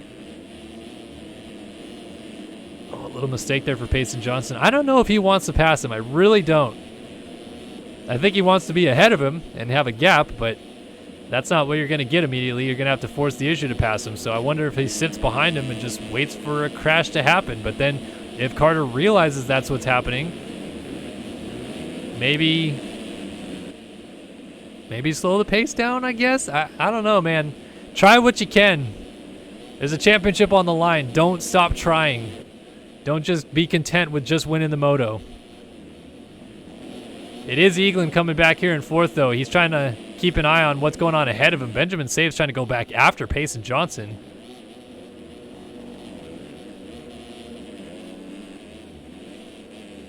Likes this outside scrub the wall. Lands off the track. So that's going to cost him a little bit of time on penalties at the end of the moto. Man, almost 300 people here tonight watching this. This is awesome. Thank you guys so much for tuning in to watch this broadcast as Johnson trying to go after Carter again for the lead. Remember, as it stands right now, Payson Johnson is the champion by just a mere 4 points over Carter. I mean, it is so nip and tuck. And you can't forget, there is Lang in the background. He's only 2 corners behind Payson Johnson at this point. And then Eagland is basically the straightaway length right here behind Payson Johnson. You may even see on a couple shots, Eagland peeking into the background in 4th. He's 7 seconds down. And Johnson just tailing Braden Carter here. Keeping tabs on him. And it looks like we have lost Benjamin Saves from this group. Now Johnson, he loves this section right here. He's trying to get alongside Carter. Tries to go to the inside here, but Carter on the outside shuts the door and cases that jump a little bit. So there it goes, Johnson alongside. They're scrubbing alongside of each other, and Johnson shuts the door hard over the finish line jump. So this is where if you're Carter, you just send it in, I think. There's nothing else you can do. You have to make it happen. There you go. Inside makes the pass back and puts him off the track. That's what you have to do. And Eagland now up into 3rd. So once again, Carter... Oh no, Carter went down, and Eagland is going to go into 2nd. So Johnson leads Eagland now into 2nd, and Carter has dropped back to 3rd. So Saves is 4th. Frank Jackson goes through to 5th. Cooper Hunt is 6th. Hubbard is 7th. And Lang is now up to 8th. We still have 20 minutes of moto left to run, people. This is not as cut and dry as it looks to be at the moment. Payson Johnson may well run away with this race, but it is not over until that checkered flag waves. And remember, Johnson was a little bit erratic towards the end of the first moto, so he has those moments, if you will, inside of him still.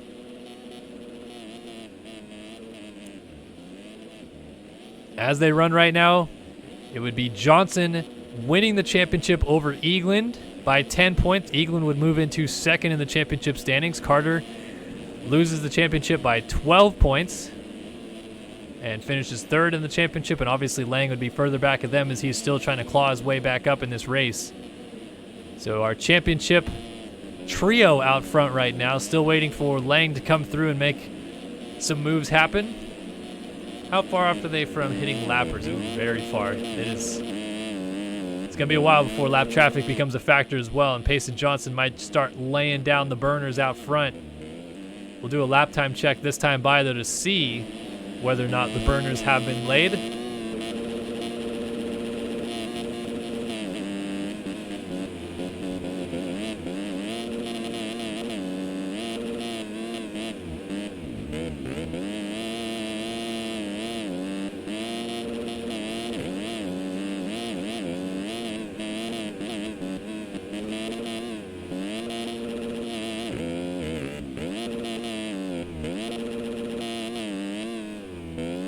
So 16-7 for Johnson out front. Eagland behind lays down a 16-2, going faster. A 26-2, but remember Carter fell.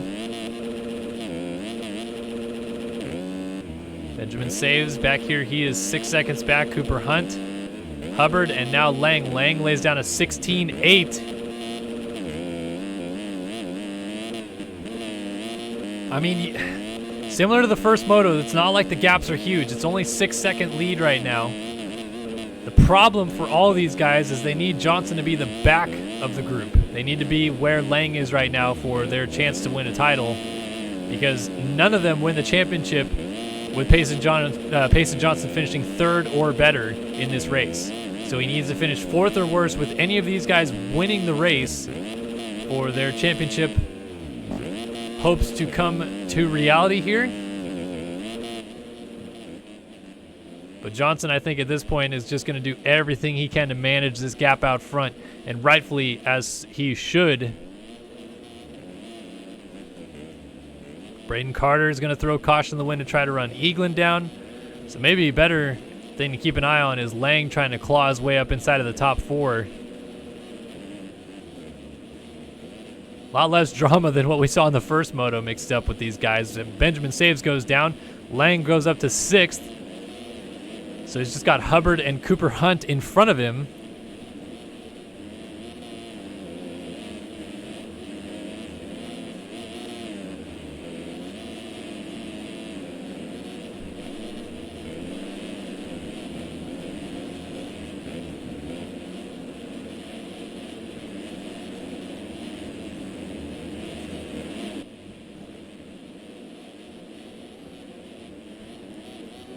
There is Hubbard and Hunt just at the top of the hill in front of Lang. He is trying to catch this duo, and then it really just comes down to lap times.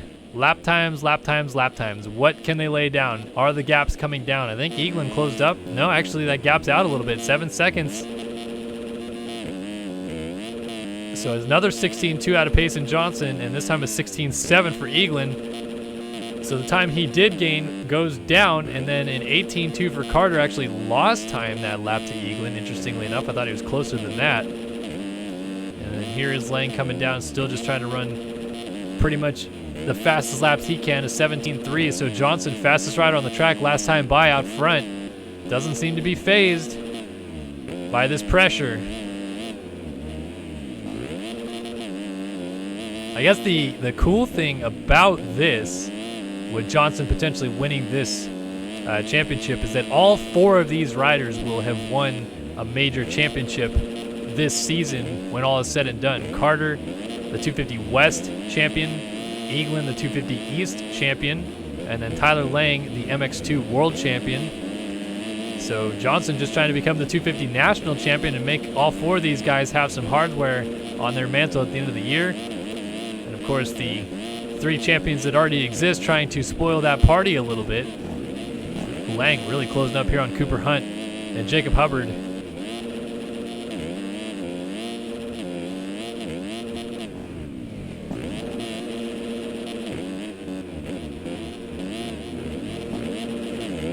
Very back of the track here, and then up this uphill, get on the brakes hard and scrub this single at the top, carry momentum. Drop back down the hill. Lang's going to try to go to the outside to get around Hunt here. He's going to actually carry speed into this corner and just make the pass. Very nicely done for Lang. Back up this hill on the other side, trying to get Cooper Hunt. And we will be just past halfway if and when he can make this pass. That our top 4 will be 1, 2, 3, 4 on the track. And there it is, Lang up into the 4 spot. The interesting thing about this is that now our front 4 sit in order in which they entered this final round of the championship. Johnson ahead of Eaglin, ahead of Carter, ahead of Lang. That's how they are right now running on the track. Obviously after the first Moto Chaos, it kind of threw everything for a bit of a wrench. But as it stands, this is actually how the championship would finish. Johnson wins, Eaglin takes 2nd, Carter takes 3rd, and Lang, who just went down again, is going to take 4th in this championship. All else stays the same. So, as we have a bit of a momentary lapse in the chaos, 10-second lead now for Johnson, 15.6 out front. You talk about being unfazed by what's going on the track. Let's go ahead and do a top 20 rundown, the last of the year in this 250 class. This one is brought to you by the folks at Racetech Suspension. One more time for Racetech this year, head over to racetech.com. Get your suspension or your engines dialed in. They do engine work now as well. Based out of Corona, California. Long time work, doing some great work for privateers in the suspension world. And they will get you dialed in. Just give them a call. Tell them Chris Riesenberg sent you. Longtime MX Simulator player and track builder. Good dude. Sometimes it's still around, but not often. And racetech.com. Check them out. Payson Johnson, Panini Motorsports, number 351, leading the race, looking to clinch this championship. If he stays here, he does it. Colby Eaglin in 2nd on the Panini Motorsports number 24. His teammate will pick up 2nd in the championship if he stays there. Braden Carter on the SwapMotoLive.com number 32 would pick up 3rd in the championship if he stays there. Cooper Hunt, privateer effort on the 304, playing a bit of a spoiler at the moment as he is ahead of Tyler Lang on the MV Films number 14, who would finish 4th in the championship if he stays there. Jack Gatlin coming down the hill on the number 70 Start Your Systems machine. Wow, Bryce Whelan somehow face planted in the ground and did not fall off the bike. So Gatlin running here in the 6th spot. 7 for Bryce Whelan on the Panini Motorsports number 34. 8th for Jacob Hubbard on the VlastMX.com number 46. 9th for Benjamin Saves on the Elevated Motorsports number 165. And 10th is Frank Jackson on the Virat Co. number 67. 11th, Riley Hewen on the Cranked Motorsports number 335.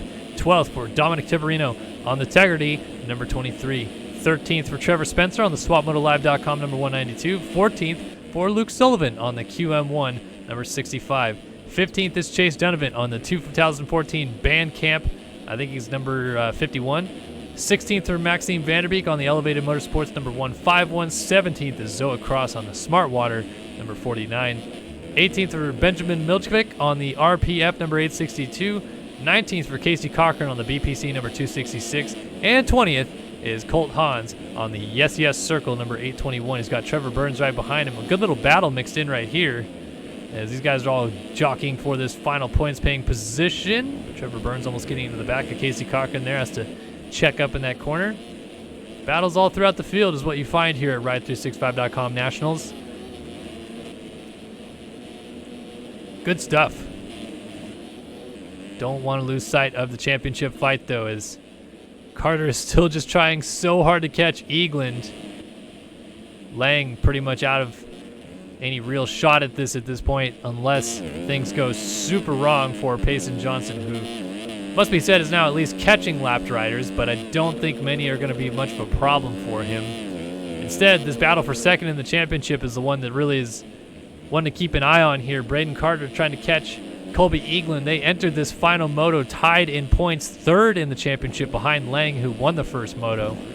But as it runs right now, they would both leapfrog Lang in the standings, and whoever beats whom of these two finishes second in the championship. So it's a bit of bragging rights here, although I'm sure they still believe they could win this championship if things go terribly for Payson Johnson. And Carter just putting all kinds of pressure right now on Eagland.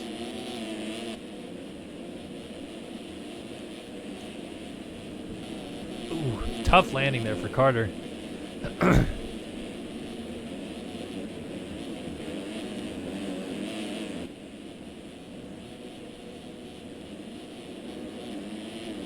Tyler Lang catching Cooper Hunt again. Lap time check. That lead for Johnson is getting bigger and bigger by the second, and Carter lays down a 17.8 to a 19.8, so 2 seconds gained that last lap alone. 14-second lead for Payson Johnson now. And these guys just watching the championship slip away. And remember, Johnson, he just needs to finish third in this moto to win the title. So winning the moto is going to be icing on the cake for him, but looking at the track map, you can see how far back fourth is from Payson Johnson. I mean, you're looking at 30 some odd second gap. Yeah, 19 seconds from Cooper Hunt. It's 20 seconds from Cooper Hunt to this Carter Eagland battle, and then 15 seconds up to Johnson. So 35 seconds. Like, he's got a big buffer right now in terms of the championship picture. Even if these guys pass him, it doesn't matter. But obviously just trying to win the moto, taking the icing on the cake as mentioned.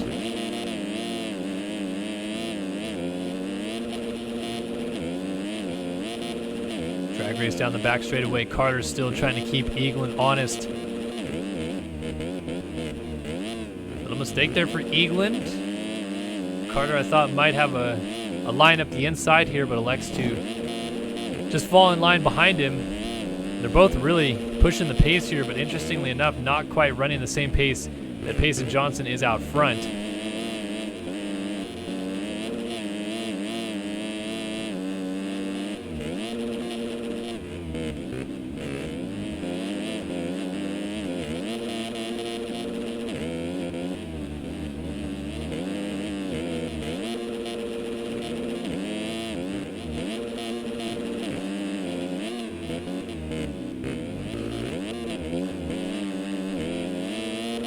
Battle between your two Supercross champions indoors this year.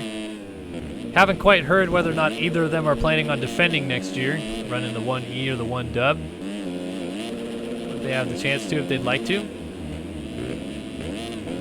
Ooh, Eagland stands it up in the corner and Carter goes down.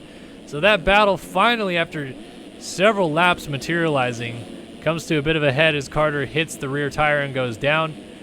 So Lang trying to get up into fourth, but championship-wise, like I said, just does not matter at this point. In the end, it kind of ended up being not as eventful of a final moto as you expected in this championship. But that first moto, boy, oh boy, there's a lot of stuff happening. And it could have set us up for one of the craziest final motos ever had Payson Johnson not turned up the afterburners late in that one and got himself up into 4th. Oh, Frank Jackson hits the deck. That's going to be a spot gain for Tipperino. Trying to go after Hubbard up the road. And then Sullivan also got by. Gatlin also goes by before Frank Jackson gets going right before Riley Hewen gets there. But Hewen goes down, so Vanderbeek goes through. So some position jockeying going on back here.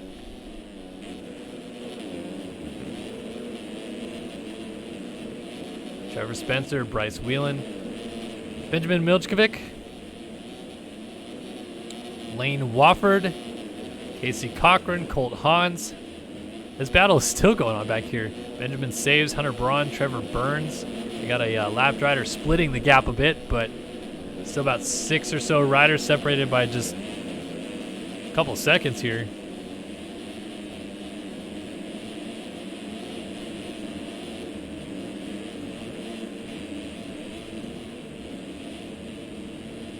Ooh, Braun goes down in the mechanics area.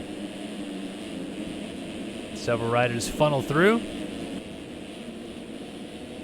Benjamin Saves, Colt Hans, and Casey Cochran trying to fight for the same piece of real estate here, and Cochran's just going to push the 821 of Hans out to the outside there and make that pass. Trevor Burns trying to go around the outside of them, but that's a long way around, not going to work there.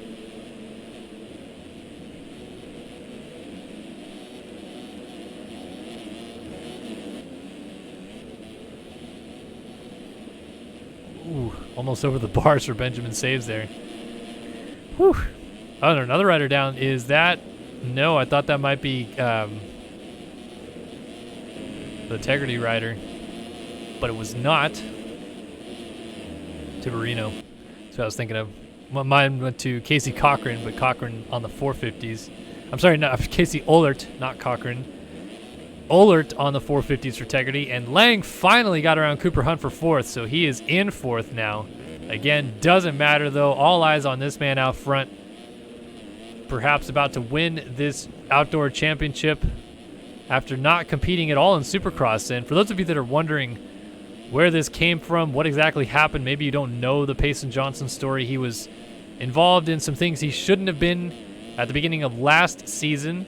Actually, I think he raced the first national or 2 in 2019 and then was banned and didn't get a chance to race until this outdoor season. So I guess he'd been sitting in the background doing some of the races that he could still do, like I guess the EMF series he probably raced or other things like that. And eventually able to get back into the racing scene, got unbanned for this season. Came back with a vengeance, going 1-1 at the season opening round at WW Ranch in what is really his full official rookie year in the outdoors.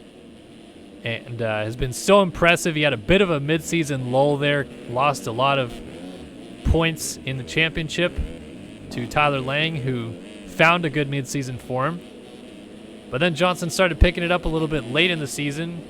Not really as much as Braden Carter and Colby Eaglin. Eaglin and Carter really came on strong late in this championship to fight for it. But Johnson found his mojo again and at least started putting points between himself and Lang where it counted. Got the championship lead back and now has kept it for the last few weeks here. And may very well be on his way to winning his first ever Race Reactor Gaming Pro Championship. Well, Carter is caught back up to Eagland, so the never-ending battle for second in the championship continues, and if they get together, well, it opens up the opportunity for Lang to make some noise.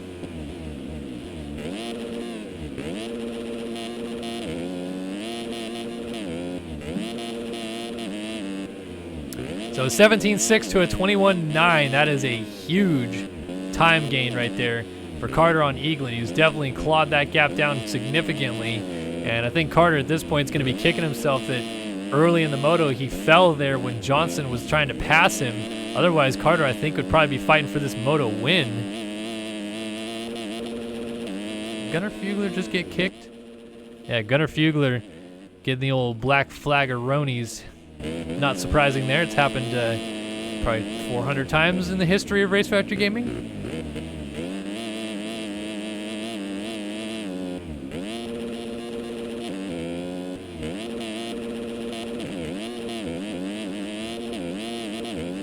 So Carter just trying to close this gap down to try to get second in the championship.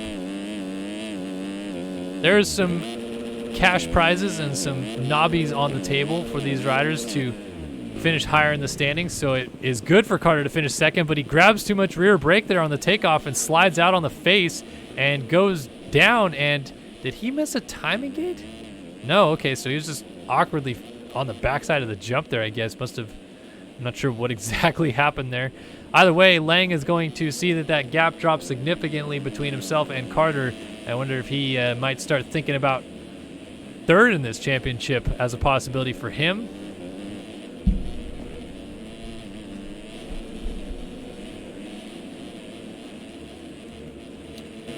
His time is winding down though. Johnson out front.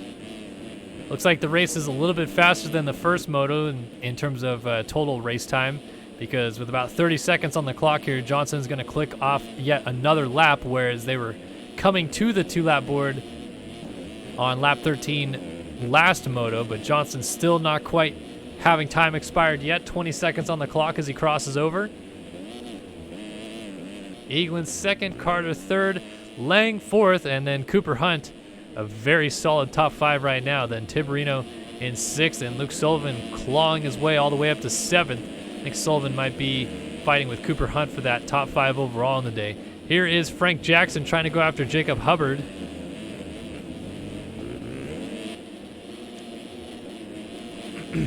Dropping down the hill, Jackson putting the pressure on the 46. Man, oh man, Frank Jackson absolutely destroyed that corner. Comes up alongside Hubbard. Does he have a line up the hill as Hubbard goes a little long on the table? Oh, Frank Jackson around the outside, dives into the inside of the corner and makes that pass stick. What a beautiful move there for the 67 machine. And Hubbard has to go back to the drawing board a little bit here to try to make this pass back.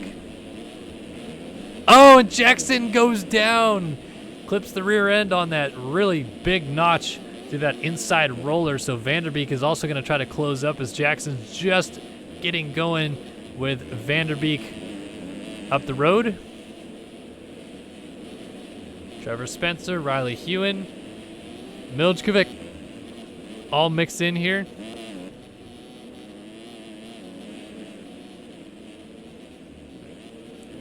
Johnson, Carter again trying to close that gap down to Eagland. Desperation mode here. 7.8 seconds. Seems like it came down a little bit. But Payson Johnson, like I said, kind of the man of the day, man of the hour.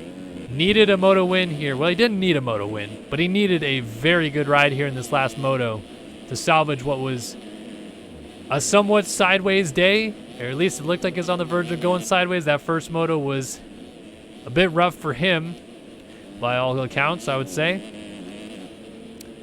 And now he is going to sit 2 laps away from his first ever Race Factory Gaming Pro Championship in this game as he comes down to get that 2-lap board. Time has expired. 2 laps remain in the 2020 250 class season here in the Ride365.com Nationals. And Payson Johnson on his way from turning that 3.51 to just a 1. Get rid of the 3, get rid of the 5, and put that big old number 1 on the bike after this one. He is going to be stoked with how this thing turns out. Lang, Carter, and Eagland.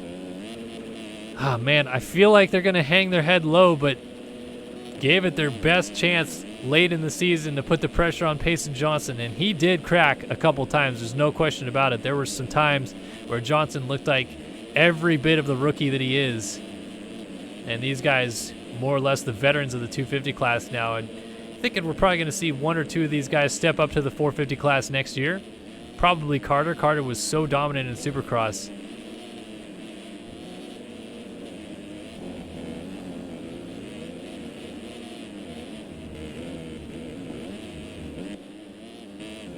We'll see how it plays out in 2021, though, as we just have lap and a half left of the season here. Sullivan still trying to get around Tiberino. I mean, just giving him fits here.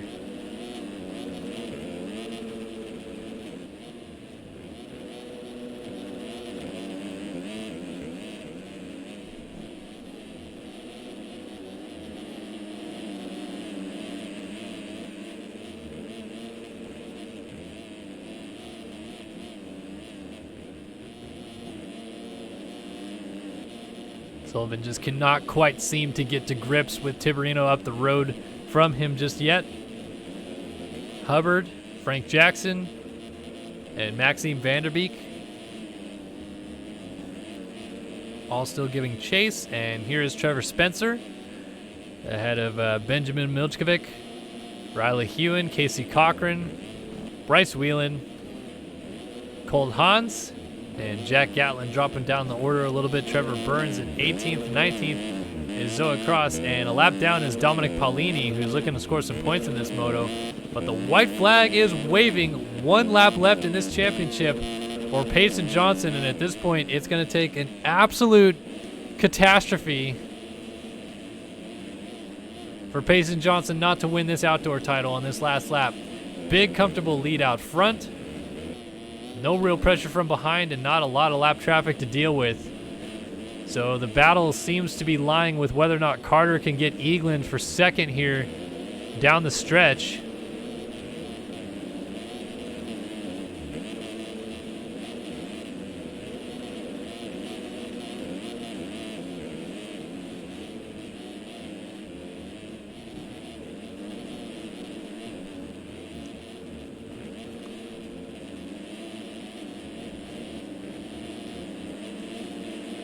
Carter's definitely giving it the old college try here. No question about that. He is putting the burners down to go after Eagland, and not only for second in the race, but second in the championship as well. Overalls are about to be split all over the place as well. I believe it goes to Payson Johnson as well on a 4-1, right? Eagland was third in the first moto. Carter was second. So they will go 3-2, 2-3, but a 1-4 beats a 2-3. And 4-1 is what is going to be put down here by Johnson to the 1-4 by Lang. So Johnson not only going to win this moto, he's going to win the overall and the championship. Pretty good day at the office. Whew, looked rough. Certainly did look rough in the first moto, but took a deep breath, found his groove in the second half of the first moto. Clawed back the points that he really needed to make this one a little bit safer in the second moto. And then just a masterful display in this second moto. He is pumped. You can tell that little jagged bike hump in the air on a whip. I've been there before. I've felt that emotion of what it feels like to win just a race in its own right, but a championship, man, he's going to be over the moon as he comes down the final corner of the season. Payson Johnson has been through the ringer this year, but he has done it. The 2020 Ride365.com national champion is Payson Johnson. Back to the battle for second. Carter giving it one last chance on Eagland for second in the championship. Eagland gonna looks like he is gonna just hold him off. Down to the final corner, and the East 250 Supercross champion beats the West 250 champion outdoors. Eagland second in the moto, second in the championship. Carter goes third in the moto, which will be third in the championship, and Lang had to work for it in this moto. He's going to be second overall in the day with the 1-4 scores. He tried his best in that first moto to make things interesting. In the end, though, he ends up fourth in the championship. Still won the MX2 World title this year, though, so I'm sure he's plenty happy about that. And how about this? Cooper Hunt looks like he is very stoked at this ride. I think he's going 6-5 for fifth overall in the day. Either way, he is super pumped with the top 5 and just giving it all the beans over the finish line jump here. Well done, Cooper Hunt. He ends up fifth here in Moto 2 at Fox Raceway. Dominic Tiberino looks like he will hold on for P6. Hubbard ends up 7th. Sullivan should be 8th. Frank Jackson 9th. And Maxime Vanderbeek will be 10th. Trevor Spencer 11th. Benjamin Milchkovic here in 12th. 13th for Riley Hewen. And Casey Cochran right behind him there in 14th, trying to close it down. Long drag up the hill. Trevor Burns right there as well. All these guys still battling it out. Ooh, big whip there for Trevor Burns, and he somehow saved it and almost took out whoever that was off the track. 114, that's not Dylan Love, I don't think. But Cochran, oh, a little contact Trevor Spencer just got passed by Riley Hewen. We got 4 riders coming to the line together, just battling for some bragging rights and positions here. Spencer and Cochran. Cochran's trying to get a drive on Spencer. It will be Hewen, Spencer, Cochran, and Burns over the line. Just about a couple tenths separating all of them. Bryce Whelan goes down, so he will cough up. Looks like that was coughing up 16th. So 16th goes to Colt Hans. 17th will go to Whelan. 18th was Jack Gatlin, first man a lap down. Cross was 19th, and 20th was Paulini. Let's take a look at cuts. Looks like Hewen lost 12th on cuts. Or something happened. I think this guy's moved around a little bit. Hubbard jumps to 7th on Sullivan. And the rest stayed the same. Payson Johnson confirmed your 2020 Ride365.com national champion in the 250 class. Well done. Congratulations to Payson Johnson. What a season it has been. And now gets to rep the number 1 plate next year. All right, that's going to do it for us in this 250 class, but do not touch that URL bar, people. We are going away for a quick break, and we'll be back on the other side of this break with more action in the 450 class. You're watching the 2020 Ride365.com National Championship live here on Start Your Systems.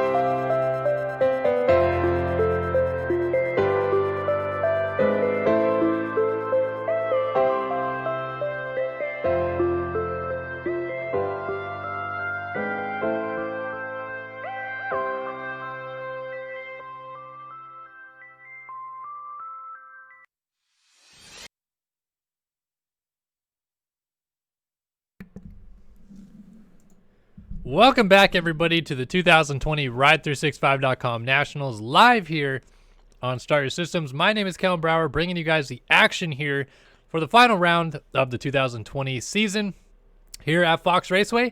And now we're bringing you guys the 450 action. The 250 class just happened. A lot of fun there. Championship was decided. This 450 class already has a championship decided, so we're not actually racing for a championship here tonight. All bragging rights, so these guys are going to lay it out all on the line for us and hopefully have some good racing on hand for you guys. So let's jump into these qualifying times and take a look. All right, Billy Kunitz, fastest qualifier on a 209 Ford. Chase Estelle on a 210 flat. 211 flat for Austin Eklund. Adam Holm Magnetti up there as well. Jack Haley and your champ, Alexis Leclerc, a little bit further down. You see him down here in P12. And it looks like we'll probably have a consolation race as about 48 people ran laps. So expect a consi tonight. But here's the championship scenario as is. Still a bit of a fight on hand for second in the standings. There's 26 points between Jack Haley and Adam Holm. Holm trying to claw that away from Haley. And Blakely going to leapfrog Gebhardt most likely for fourth in the standings, as Gebhardt just raced the 250 class here tonight. Blakely only needs 12 points to get around Gebhardt. So a couple scenarios to keep an eye on. But other than that, it is pretty much straightforward. Leclerc already the champion. So not much more really you can do there. Evan Steinberg says, have I considered interviewing the sim winner on a Discord call after the championship or even race win? Interested in these guys' personalities? Yes. So I've thought about that for many years, and I wanted to do it. I really do.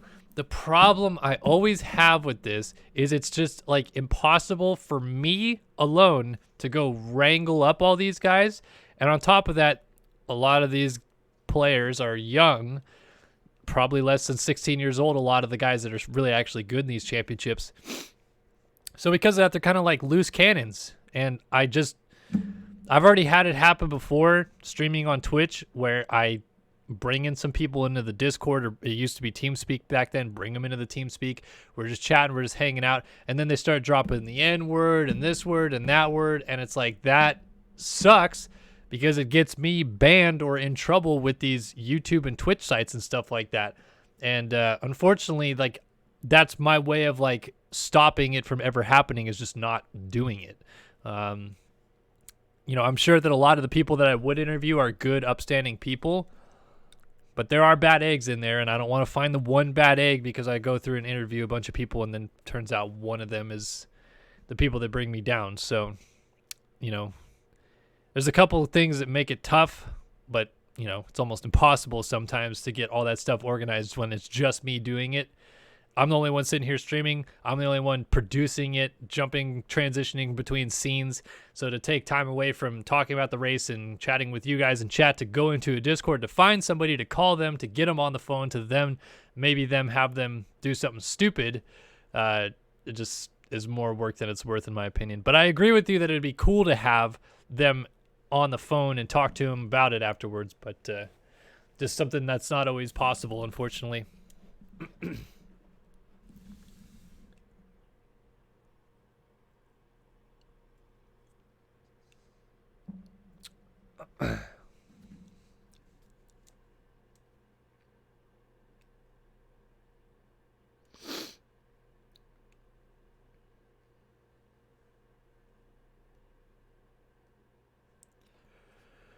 All right, final 450 race of the year. Hopefully you guys are getting excited about it.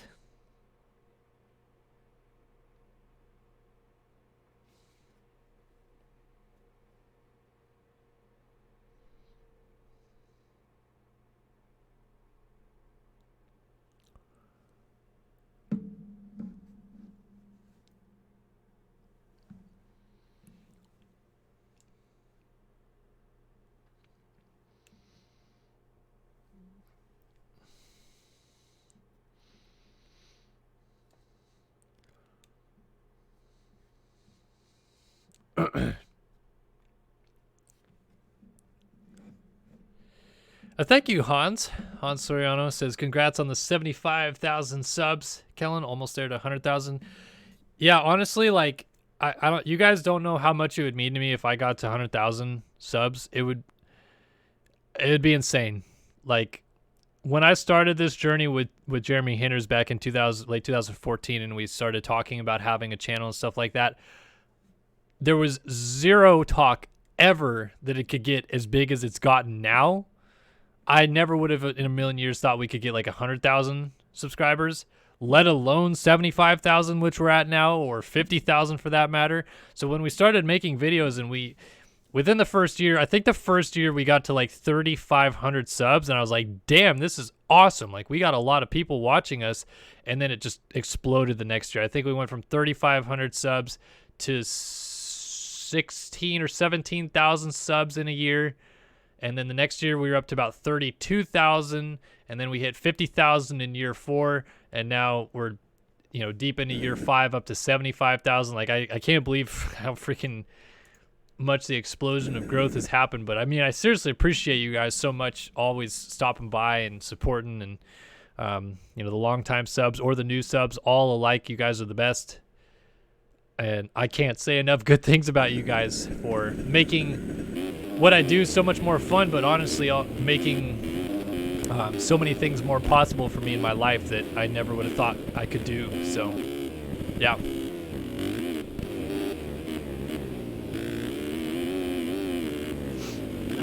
G'day, Riley. How you doing, mate? King Rider says, you keep up with F1. I know you made a couple vids on the games. Haha, I've been getting into it lately. I do. I try to watch F1 as much as I can. Unfortunately, like in the US, it's on super early for us, so I don't always get a chance to watch it. But I try to watch it as much as I can. And I used to wake up every morning and watch it on the Sundays that the races would happen. But since I've had a newborn daughter in the house, it's like, let's get sleep when I can instead. But I do like F1 a lot. The Pierre Gasly win in Monza was ridiculous. I was super, I couldn't believe what I was watching. Alrighty, ladies and gentlemen, it is time for the final 450 races of 2020. Alexis Leclerc has already won the championship, but there's still some bragging rights on the line, and these guys are going to be going for it here at Fox Raceway. It's the final round here of the Nationals, off and running. Land rush into this first corner, and it looks like it's going to be Adam Holm maybe getting there first. No, oh my goodness, a lot of people went down. So many people went down, and it's going to be Aaron Rockefeller with the Studio 8 Hole Shiat Award as he leads Daniel Mills. Jeremy Cohenauer's up here. We got Adam Holm and Leclerc with good starts. Leclerc bombs it down the inside and runs into the back of Cohenauer and goes down. Not sure where Leclerc was going, but forgot that the corner was coming up and just outbraked himself there. So it is Rockefeller on the 800, Mills on the 31, Cohenauer on the 13, Holm on the 17, and Eklund now inside of the top 5 on the 37 as the field funnels into the back section of the track here. Ooh, short on the table single option there for Holm.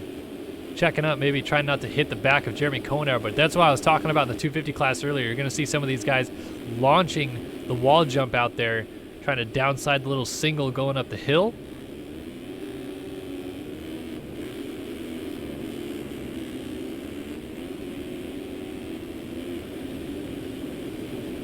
This sets up for a pretty good moto with Leclerc going down early.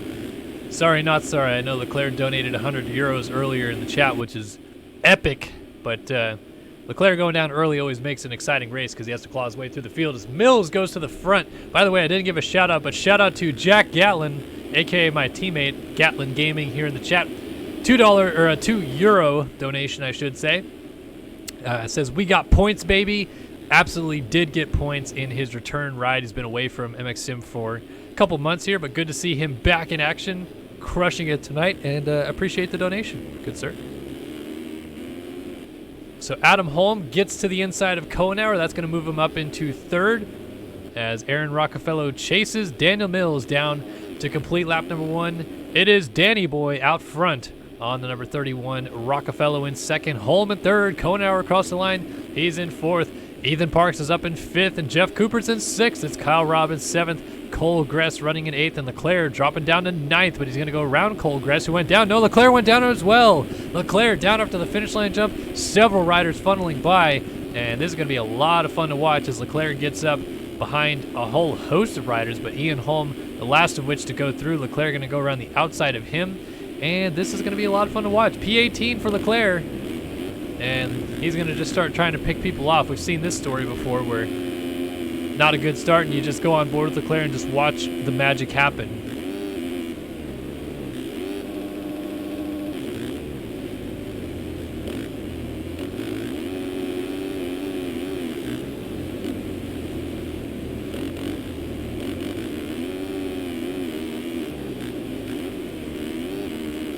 Leclerc gonna go to work here. Got a lot of time on the clock to play with, and the way that this track is shaped out doesn't look like he's too far behind the leaders, but he's actually pretty good distance back already. 2 crashes early in the moto doesn't help the case, obviously.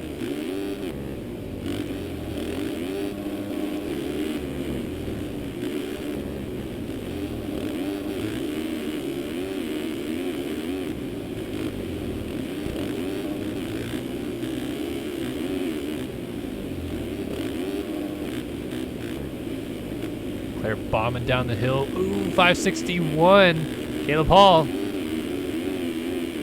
trying to get up here and make the pass on him. Looks to the inside, then goes outside here. Leclerc, the thing I've never understood about Leclerc that is just so hard to keep up with him is he sticks into ruts like no other. Like his front end, I guess it must just be really soft. His rear end pretty soft as well.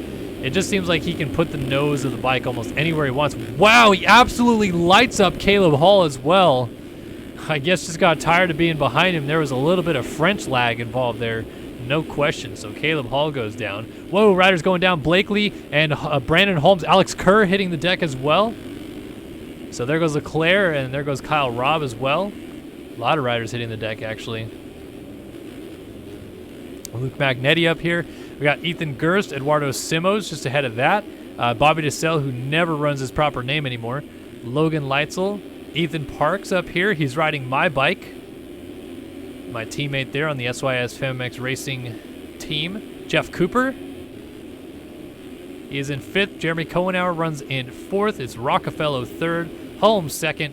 And D-Mill is continuing to lead the race here early on.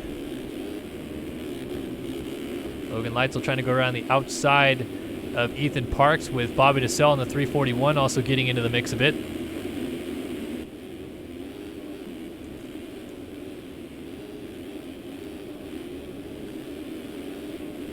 Parks just trying to keep a bit of a gap on Logan Leitzel so that Leitzel doesn't have an opportunity to sneak up the inside and make a pass.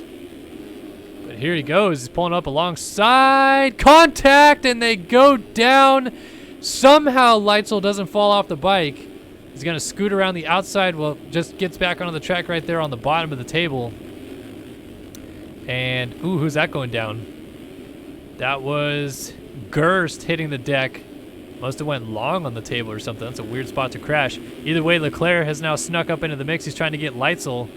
Leitzel cutting back across the track, so Leclerc elects not to go for the jump down the hill as he most likely would have got his front end sawed off right there.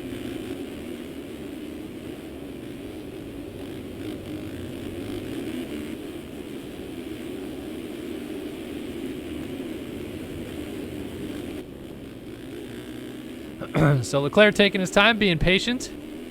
See what this battle looks like from his perspective.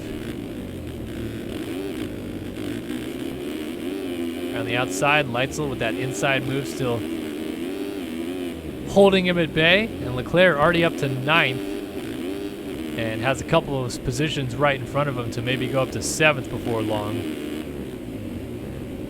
This is just Leclerc's MO though. Doesn't matter where he starts or how many crashes he has. He pretty much just is always going forwards in the races no matter what happens.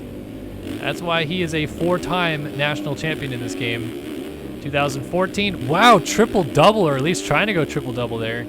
As mentioned, the Leclerc won the title in 2014 and then has won the last 3 consecutive years, 18, 19, and 20.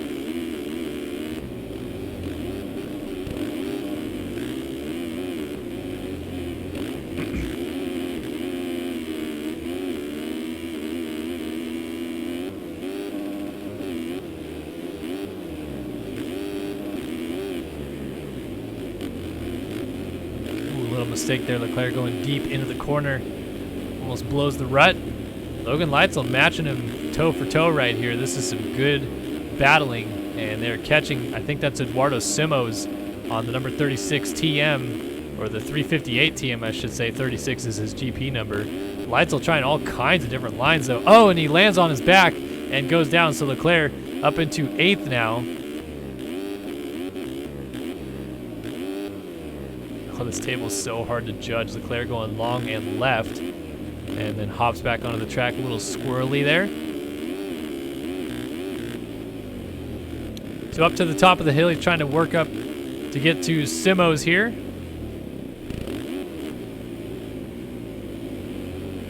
Dropping down the hill. Seems like the lead battle's starting to brew a little bit. How about we go up there and take a look at what's happening? Adam Holm is taking it over from D-Mills, so I think that happened just a moment ago. And DeSalle now up to 3rd. It's Jeff Cooper in 4th. Konauer 5th, Rockefeller 6th, Simos 7th, and then here comes Leclerc with Leitzel still right behind him. So Leitzel didn't fall off the bike, and he gets going right behind Leclerc. So Leclerc now catching up to a steady group of riders. He's going to try to weave his way up perhaps into P3 before long. Oh, Simos goes down, and Leclerc just narrowly avoiding him. Throws it into the corner, just trying to not hit the flying TM.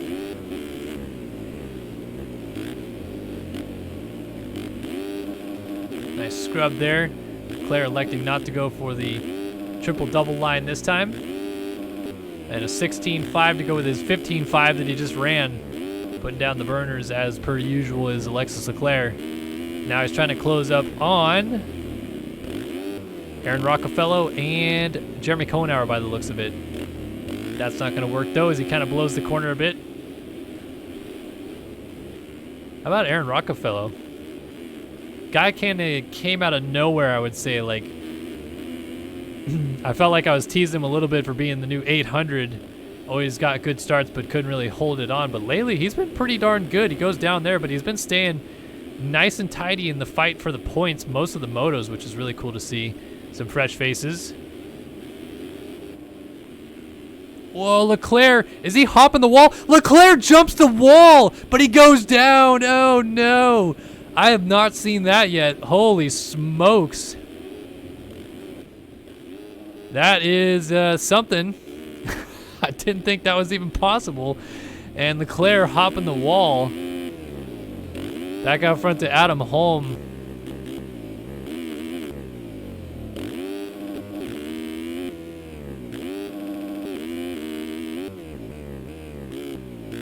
Wonder if Holmes jumping the wall. 14.4 and Mills a 14.9, but these guys usually aren't the full senders. They're more of the consistent smooth riders of the bunch.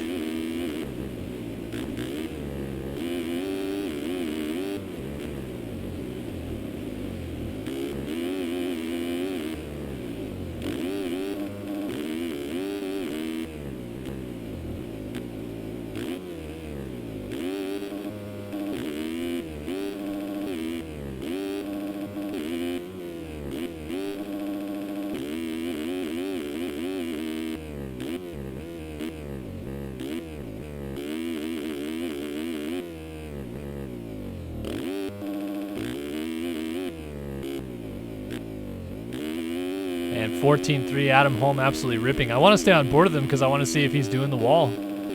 I didn't even know that was a possibility, so I'm kind of shocked to see it.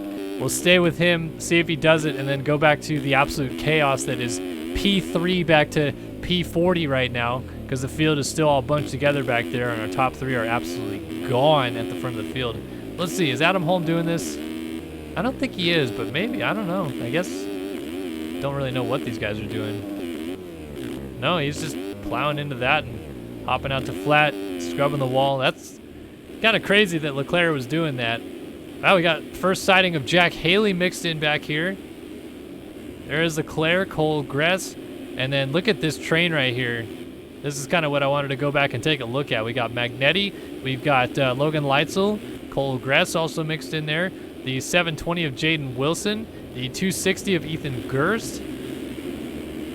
Look at this train right here. Are you kidding me? I think that's Caleb Hall off the front of them as well. Can't see the number on him, obviously, because I don't have a skin. But golly, these guys are close. Oh, and Gress goes down, I think it was. Or was that Leitzel? That was Leitzel, because Gress is still going. And they all head up to the wall jump, and then it gets dicey here. You don't want to run into the back of whoever's in front of you. Somebody goes down in the back, and that was Gress going down. Simos went down. Leitzel's sending it in. He's going to land on his teammate almost. Chaos. Absolute chaos going on right now. Whoa, who's launching a flap there? That's Ethan Gerst trying to go over the top of Jaden Wilson. Dropping back down the hill.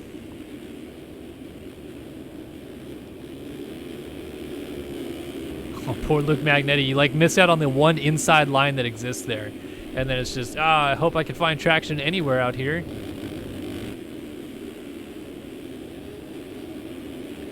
Crazy close battle. And yeah, I think this is Caleb Hall leading Magnetti.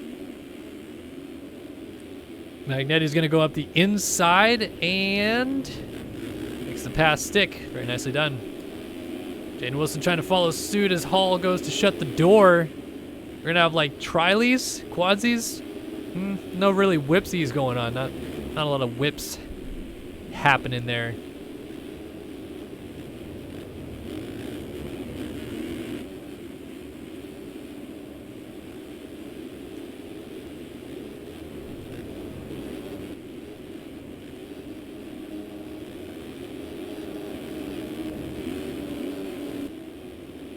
Close action back here, though. Let's peek up front a little bit further, and we see a battle here between Aaron Rockefeller, Ethan Parks, and Kyle Robb brewing. Of course, Parks is on my bike, as mentioned, so that's what looks confusing.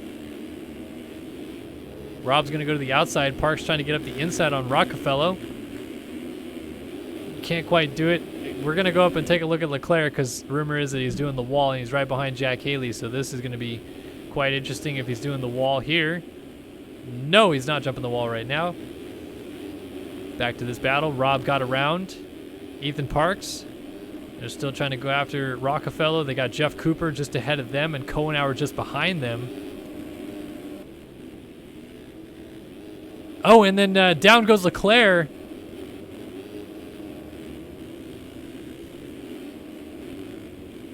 So Leclerc went down at the end of the straightaway, and he is falling back to about 9th now. Parks sideways, and that's going to be a spot gain there for Kyle Robb.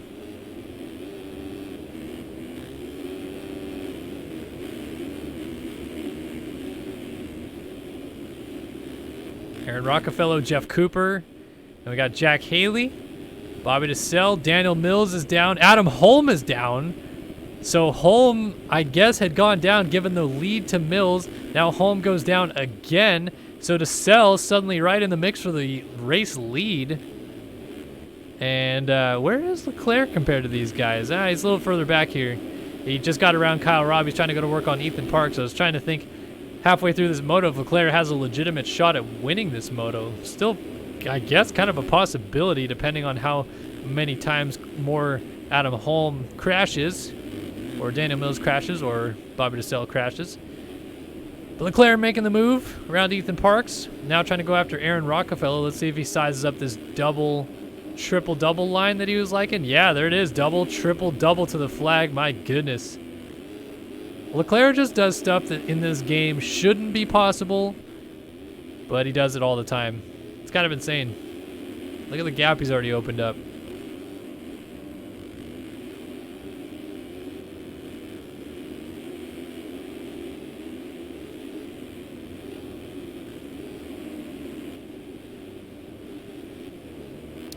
Next up, Jeff Cooper. That's who he's trying to go after. Then you got Holm, D-Mills, and DeSalle has taken over the race lead. So D-Mills has lost the spot. I'm going to stick with Leclerc again because I really am curious to see if he's jumping this wall. It's a big line, too. He would probably hit Jeff Cooper if he does it right now, though. So I'm wondering if he's... Oh, he goes down! He tries to wheelie the roller in to try to get the wall line lined up and goes down. So Ethan Parks goes by. Rockefeller goes by. Here comes Cohenauer. Cohenauer's going to go by. Billy Kunitz is going to try to go by as well. He's just going to land in behind Leclerc there. And then the 107 of Magnetti also coming into frame.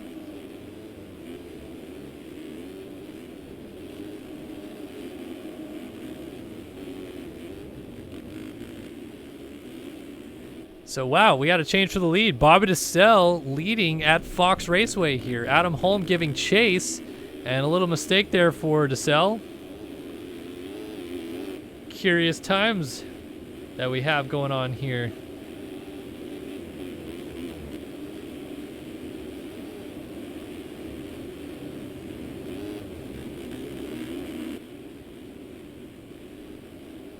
Holm definitely trying to get up there, make something happen.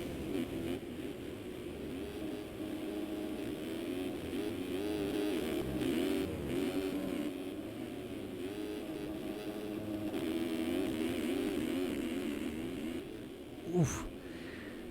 Get that little kicker coming off of the finish line jump. I thought maybe DeSell was going to go through the front door, but he still got Holm behind him.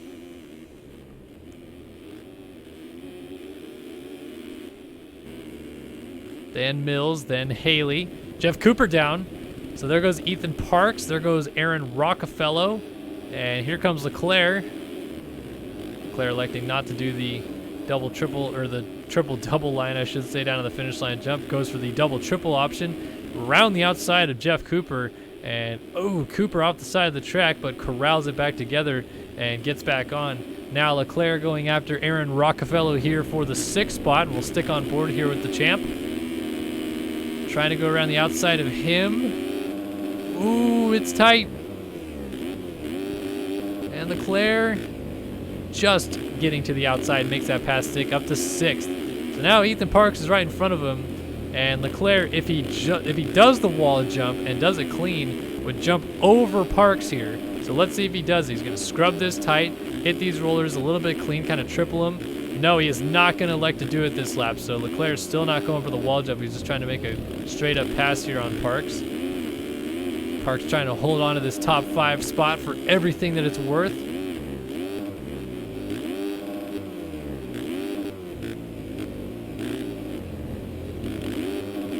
Leclerc using that little rut to his advantage to kind of hop over the wall and downside the back of it like it's a little step up instead of just a wall jump. Leclerc around the outside is going to land and charge down this hill to the inside. Get that pass done. He's up to 5th. Is Alexis Leclerc with 10 minutes and 2 laps still to run in this moto. So Leclerc on the charge. Jack Haley, Daniel Mills, Adam Holm, and DeSell pulling out a race lead right now. Adam Holm and Daniel Mills do not have an answer right now for the 341. So as time continuing to wind down in this moto, let's see what the next steps are going to be. Is the gap going to open up for DeSell out front? Or do these guys have something to say about it?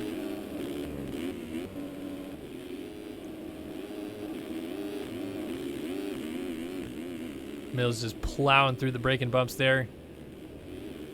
Hopping over the little rollers. Trying to put the pressure on Adam Holm. Daniel Mills has been very strong here of late, battling for race wins. So it's not too much of a surprise to see him putting pressure on Adam Holm.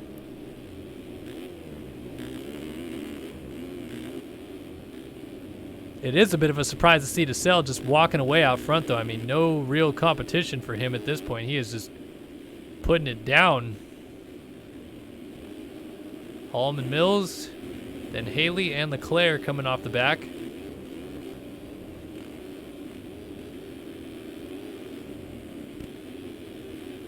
Haley also not doing the wall jump, and Mills putting all kinds of pressure here on Adam Holm. I want to see Leclerc do it. He tried it once, but he didn't land it. Then got the report that he did it clean one lap. It looks like oh, no, doesn't do it this time. So he must have backed out of the challenge. Mills goes down. That's going to be Haley up to 3rd, and Holm all alone in 2nd. DeSell, whoa, we got DeSell lag. We have got Chase DeSell. He's got that McDonald's internet going. Oh boy. And he's back, ladies and gentlemen.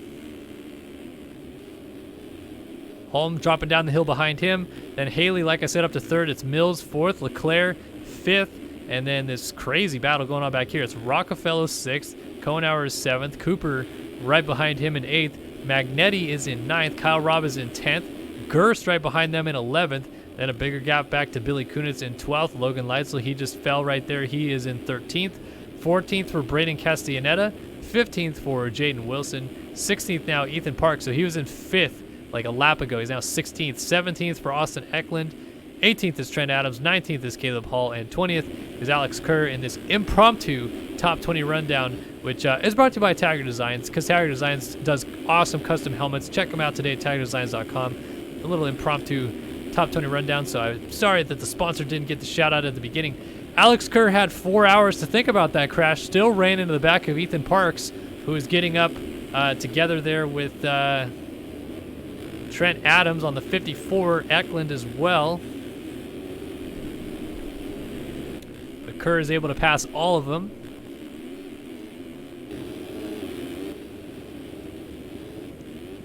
Billy Kunitz down. That will be a spot gained for Logan Leitzel, I believe. Yes, Leitzel just got there in time. Rockefeller. Here's Gerst on the back of Magnetti. Kyle Robb and Jeff Cooper. That battle still raging on here. Cooper working on Jeremy Kohenauer. Kyle Robb going out to flat a little bit here.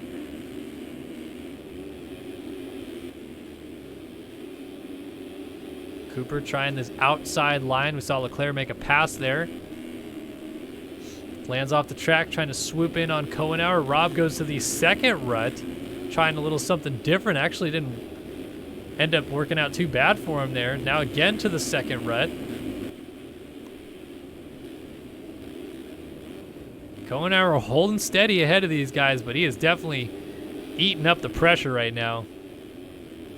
Ooh, Cooper a little sideways, comes across and takes Kyle Robb down on the wall. I think Robb stayed up, but he's stuck on the backside of the wall jump there. He's finally just got that Tegrity Cowie over the wall jump. So it settles back in. It's now Kohenauer, Cooper, Magnetti closing up on to the back of Cooper. Ethan Gerst launching out to the roller behind them.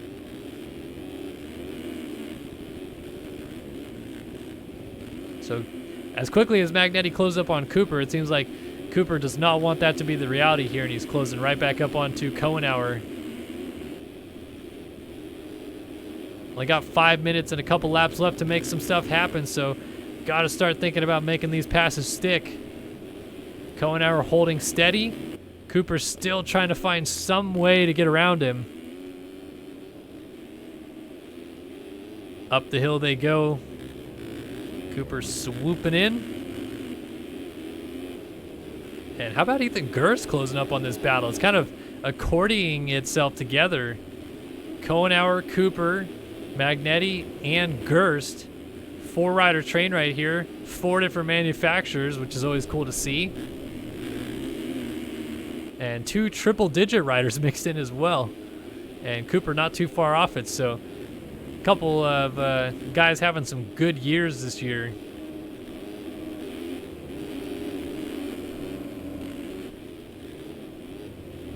This is your battle for 6th on the track right now. They're only about 10 seconds behind. Leclerc, as Kohenauer goes down, takes Magnetti with him. Cooper goes by. Gerst also goes by. And I want to get up to the battle of the lead before I miss it, as over top goes Jack Haley for the race lead. He is doing the wall jump, ladies and gentlemen. Oh my goodness, Jack Haley. Wow, launches that one. Then we got DeSalle coming up right now behind him in 2nd. Can't believe Jack Haley just launched the wall to take over the race lead. Adam Holman's in 3rd. Mills is in 4th. Leclerc is not launching the wall behind them. He's 15 seconds down. He did a 2:10.8. Excuse me? Leclerc did a 2:10.8? Are you kidding? How? Where's that lap time coming from? Are you serious? Oh my gosh. They're only doing 2:14s ahead of him. Leclerc did a 2:10.8. Holy cow. I'm shook by that. That is... Well then. Well, what does Haley do by jumping the wall and taking the lead this lap? I'm curious to see if this goes sub 2:14, 2:13 maybe? I don't know if it's going to be quite the 210 we see out of Leclerc, but still, that's not going to help either. He blew this corner.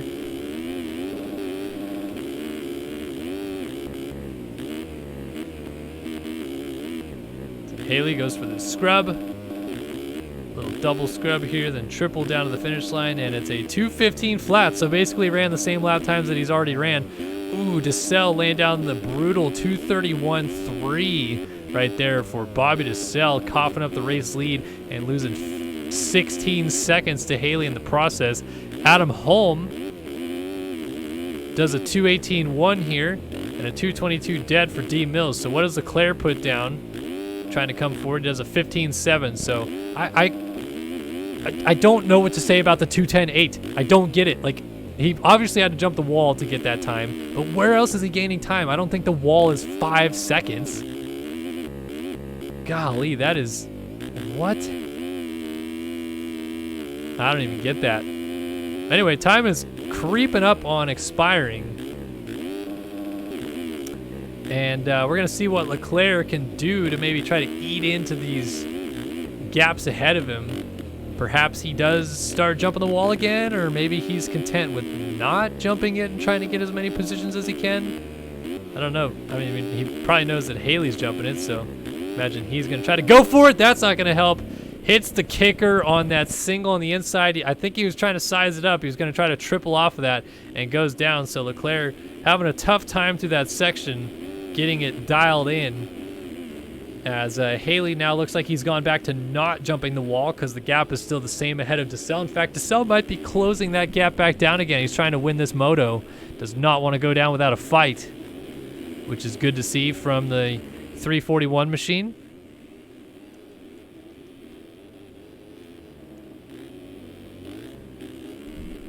So back up the other side of the valley, and DeSalle just inching ever closer to Jack Haley here.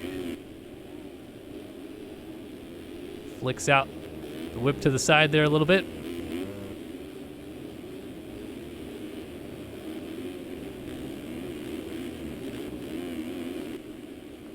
And they are just going to miss clipping the time. So it is 10 seconds now. They're going to cross the line at 4 seconds, or they're at 54, so they're 6 seconds shy of hitting the 2 lap boards. So 3 to go now, as time just now expired. And we got 3 laps to go here in moto number 1 as DeSalle is trying to close up on Haley. Holm is still lurking back there, then D Mills. Gerst is now up to 5th as Leclerc just went down again. So Rob 7th, Magnetti 8th, Kunitz 9th, and Jaden Wilson rounding out our top 10 right now. Kohenauer is 11th.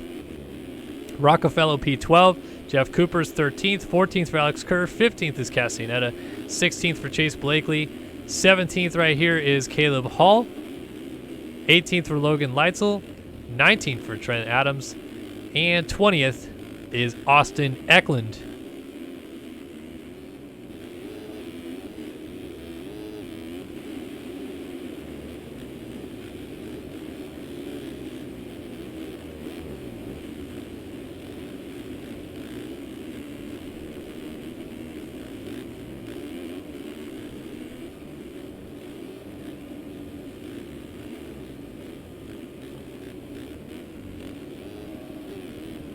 Ooh, Leitzel goes down. Logan Leitzel hits the deck. Oh, and Trent Adams also went down. He jumped off the side of the track there.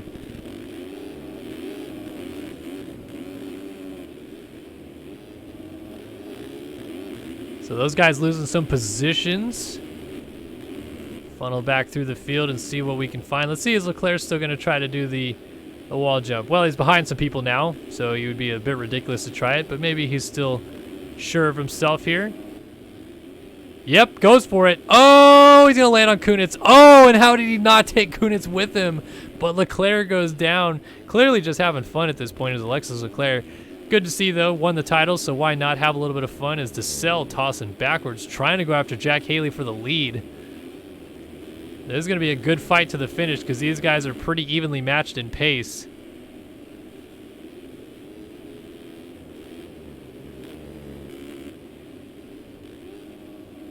So here comes Haley down to the line. 2 lap board coming out for Jack Haley right now. DeSalle still lurking back there.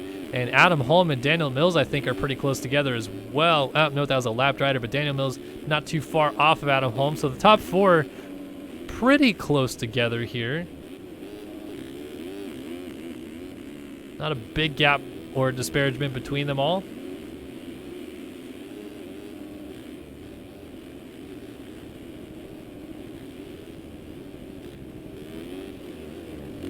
Ooh, Haley, a little stick up in the corner there.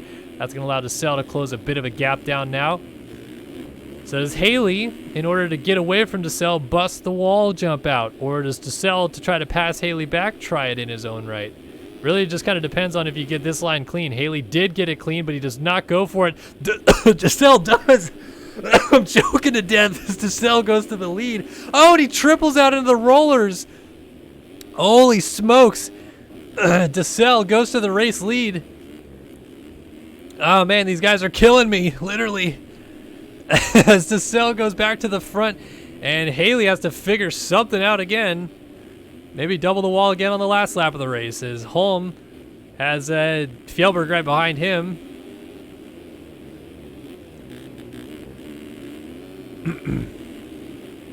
Apologies for the coughing. I just kind of like, I don't know, I guess I got shocked to see DeSalle go for it and then swallowed my own spit. So here goes nothing. DeSalle and Haley battle for the win. Haley gets it back. So DeSalle, all the work done to try to double the wall and get the lead away, has to do it again most likely because Haley goes back to the lead.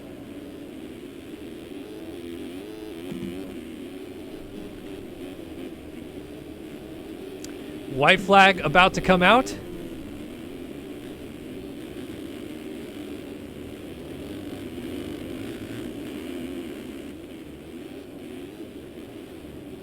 Can Haley hold off Bobby DeSalle for this position?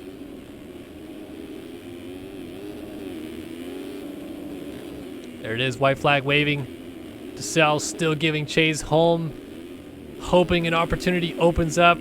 I can't imagine DeSalle is not going to go for the wall launch on this lap, although it'd be real crazy to see if they both go for it and really just whoever lands it, or neither land it, and then Adam Holm gets into the mix.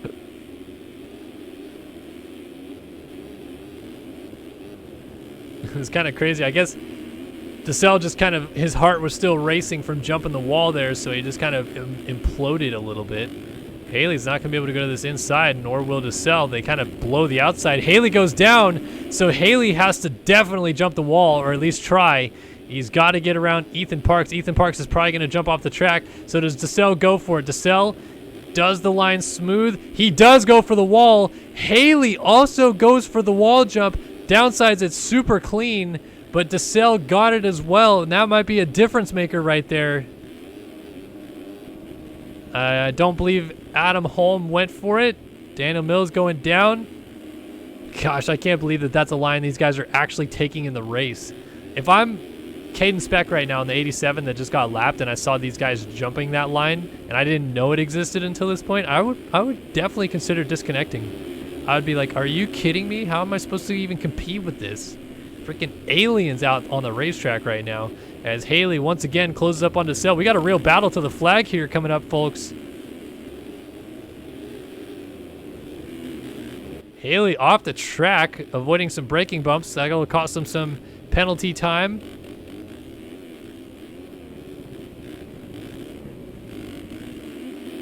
They're just weaving through tons of lap traffic here with a few corners to go, though. And DeSalle trying to win his first moto of the season. Little hiccup in the corner there. Haley's pushing the envelope. He's trying to get these last couple corners clean. Man, he got into that rub well. The exit was not as perfect. Coming out of this final straightaway, DeSalle one last turn. Haley trying to get it as close as he possibly can. It's a drag race to the flag, and Bobby DeSalle wins Moto 1 here at Fox Raceway by a half second in the end as Haley crosses the line in second. Holm goes down. He was in third. He will stay third. Daniel Mills has got fourth locked up. Ethan Gerst perhaps going to get top 5 in this one.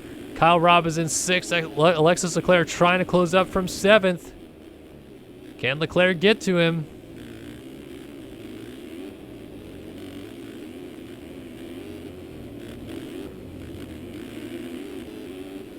Oh, man. Rob almost looped out.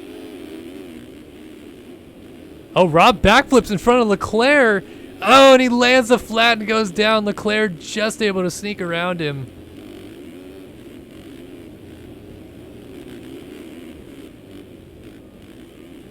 So Leclerc able to go on through. Magnetti goes down as well, so he had gotten around Rob, but Rob is going to get him back as Magnetti hit the deck. Leclerc officially crosses the line, looks like 6th behind Ethan Gerst. Great ride for Gerst. Rob going to come down here and should pick up 7th, unless, is that Billy Kunitz in front of him? No, it is Kunitz. I'm sorry. Kunitz gets 7th, 8th for Rob, 9th for Magnetti. And Braden Castaneda trying to hold on to this top 10. Oh, Rockefeller's not going to get a good enough drive to hold off Blakely here. Oh, it's so close. 1/10 in it, and Wilson crosses the line right behind them as well. Cohenauer down. He should get 14th, unless Jeff Cooper has something to say about it here down this last straightaway. Ah, that's not going to help. He goes over the bars. So Reed Young might also make a pass here. He's going to go around Jeff Cooper. Austin Eklund will also pass Jeff Cooper. And Cooper will get going behind those guys and end up finishing in the 17th spot. Alex Kerr will be 18th.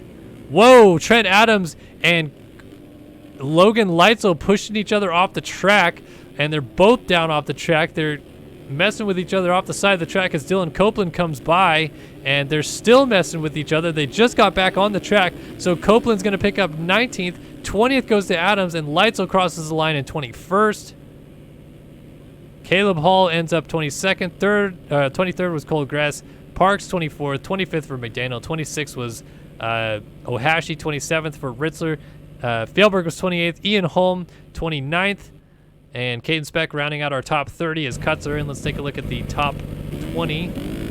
Trent Adams leapfrogs Dylan Copeland for 19th. Rockefeller jumps to 11th on Blakely. And the rest stayed the same? Yeah, the rest stayed the same. DeSalle confirmed Moto number 1 winner. It's actually Haley that had more cuts. All right, Moto 1 in the books. I need to run to the restroom real quick, folks, but I'm not going to go off the air. If you guys have any questions you'd like to ask me, do so now, and I will be right back.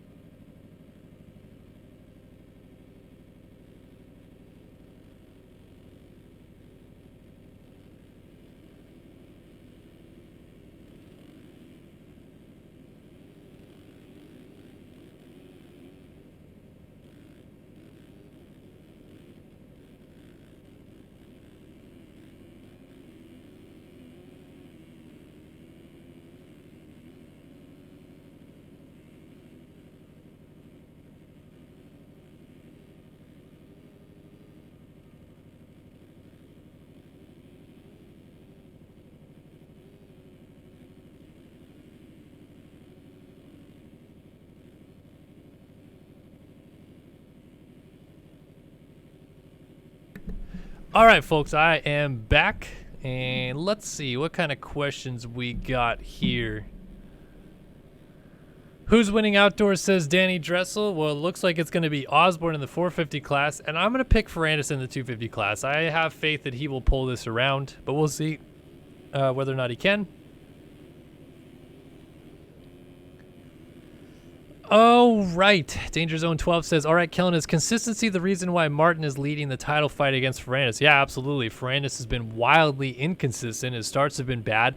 He's crashed, all these different things going on. And other than the 11th in this first moto at Redbud 1, Jeremy Martin hadn't finished off the podium in a single moto all season long. So I think you have to put it down to the consistency factor there, because he's basically just been, better at it. So I would say, yeah, consistency 100%.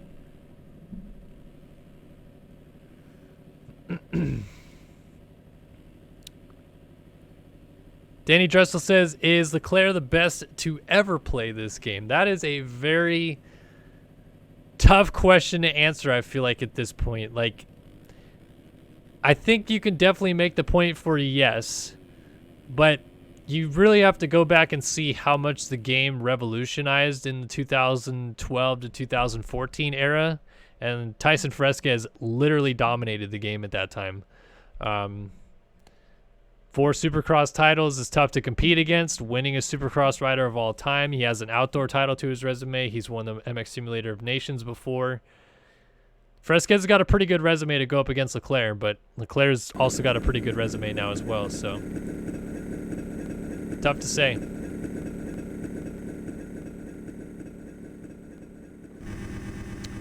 Corbin Lenaway says, was the wide open MX show fun? Yes or no, considering a comeback? I had a lot of fun with it. I really enjoyed chatting with you guys. You guys are all like very knowledgeable about what it is you were talking about, and because of that, it was a lot of fun for me to join and talk. So I liked it. I don't know how your numbers were or what have you, but I think if the numbers were reasonably good, I don't think there's a reason not to do it. Just an hour show every week was good, and yeah, if you make a comeback, it'd be a lot of fun if I could come on again. The Reed 34 says, do you follow IMSA racing at all? As an American, it's cool to see Team Corvette winning again in the GTLM class. I really don't, unfortunately. Like, I follow a lot of motorsports racing, but honestly, I follow less American racing than I do foreign racing. I watch F1, I watch MotoGP, I watch MXGP. I watch IndyCar a little bit, I watch NASCAR a little bit, but that's kind of where, like, me watching racing for America stops. I'm a big motorsports fan, but I'm also a very big baseball fan. And with baseball going on right now, I've been watching a lot of baseball. So I just don't really get too much into the American racing, I think, because I'm too busy watching baseball or F1 or MotoGP or MXGP or what have you.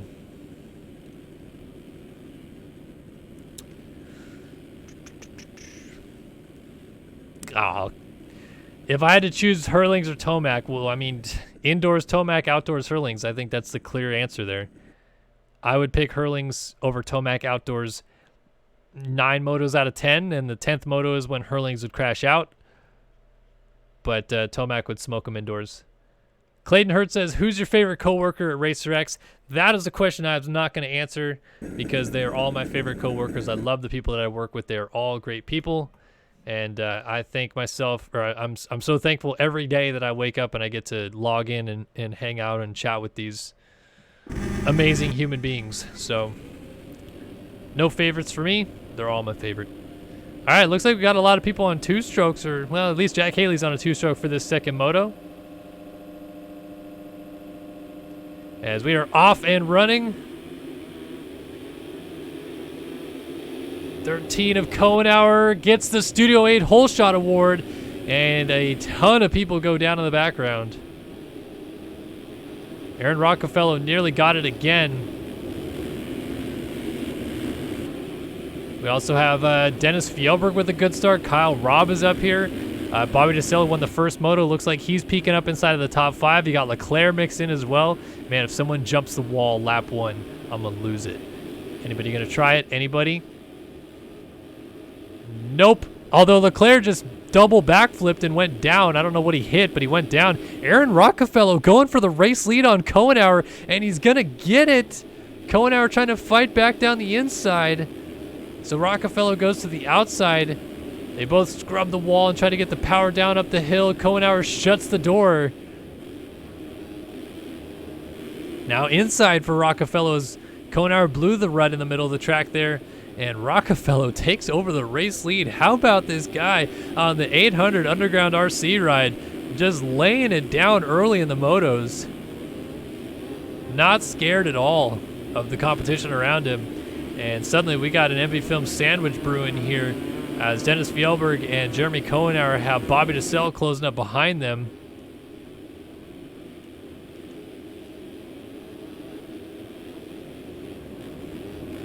Up to the other side of the track as Fjellberg gets a little sideways and gets kicked off to the outside there. So Blakely also able to make a move as DeSelle was able to squeak on through.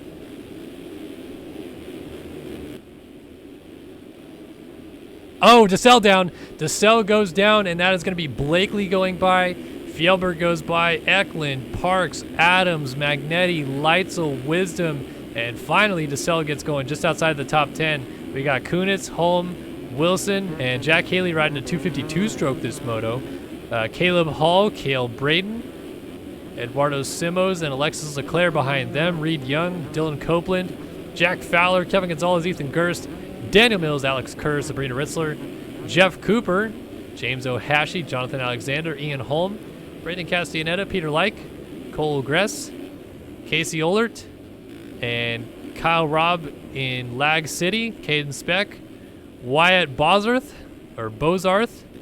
Boz Media, Gavin Shue, sitting on the gate. That is everybody in the field here tonight. Some of these guys we did not see in the first moto. Kohenauer back to the lead, got around Rockefeller again.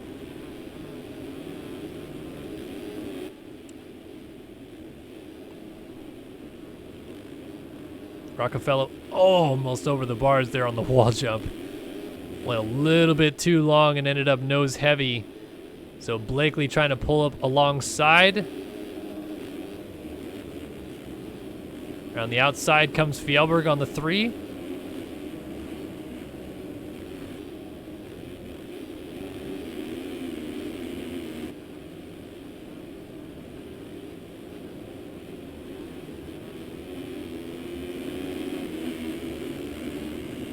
Close fight here at the front. 4 riders nose to tail as they head up onto this plateau again. You turn and then drop back down the hill. It's Kohenauer. It is Rockefeller, Blakely, and Fjellberg. 1, 2, 3, 4. Ooh, Kohenauer up the side of the track. Rockefeller trying to get a great drive. He scrubs that jump very nicely to the top of the hill. Inside for everybody.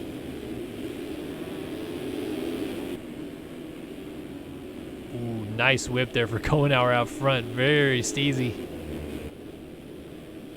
Little mistake for Kohenauer. Rockefeller trying to square back off. You got Eklund also closing up from behind. This is starting to turn into a bit of a freight train with Kohenauer kind of holding up the field, I guess. I don't know. Like, it's so tough to say because they're so similar pace out front here. Looks like Leclerc and Haley both just went down in the background. Blakely is trying to get around Rockefeller as they complete lap number 2 on lap number 3. You can see Eklund with those the green machine behind these guys. Creeping up from P5. Front 4 just nose to tail right now. Great action here at Fox Raceway. The final round of the 2020 Ride365.com National Championship in MX Simulator.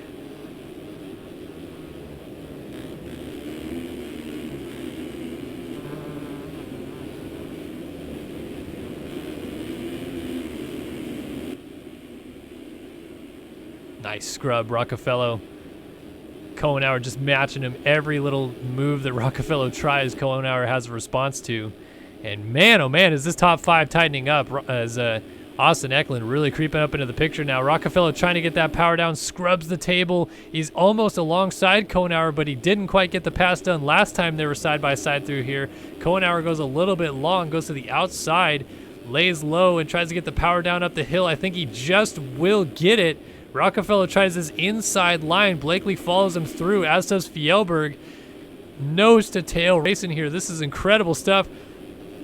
Blakely goes for the send down the outside of the hill. He's trying to go to the outside of Rockefeller. It might work, and it does. Wow, Chase Blakely tries a different line. I haven't seen anybody else make a pass there here tonight, but Blakely totally just made it happen. So now it's Kohenauer, Blakely, Rockefeller, Fjellberg, and Eklund. 1, 2, 3, 4, 5 on the screen here. And Kohenauer just trying to hold these guys back for as long as they can. As a mistake for Rockefeller, Fjellberg tries up the inside on the 800, but just cannot quite get the nose in there. Won't be long before Blakely tries to line something up here on Kohenauer for the race lead. Oh, and Fjellberg slides out in the background. Fortunate, it does not look like he fell off the bike there, but definitely lost a lot of time. Wow, they're lapping somebody already. That's way back there. Careful he doesn't get in the way. Whew. Rockefeller and Eklund just narrowly splitting him. As Eklund moves up into third. Blakely trying to find something to get around Jeremy Kohenauer for the race lead here. 7 minutes down, 23 minutes and 2 laps left to go in this moto.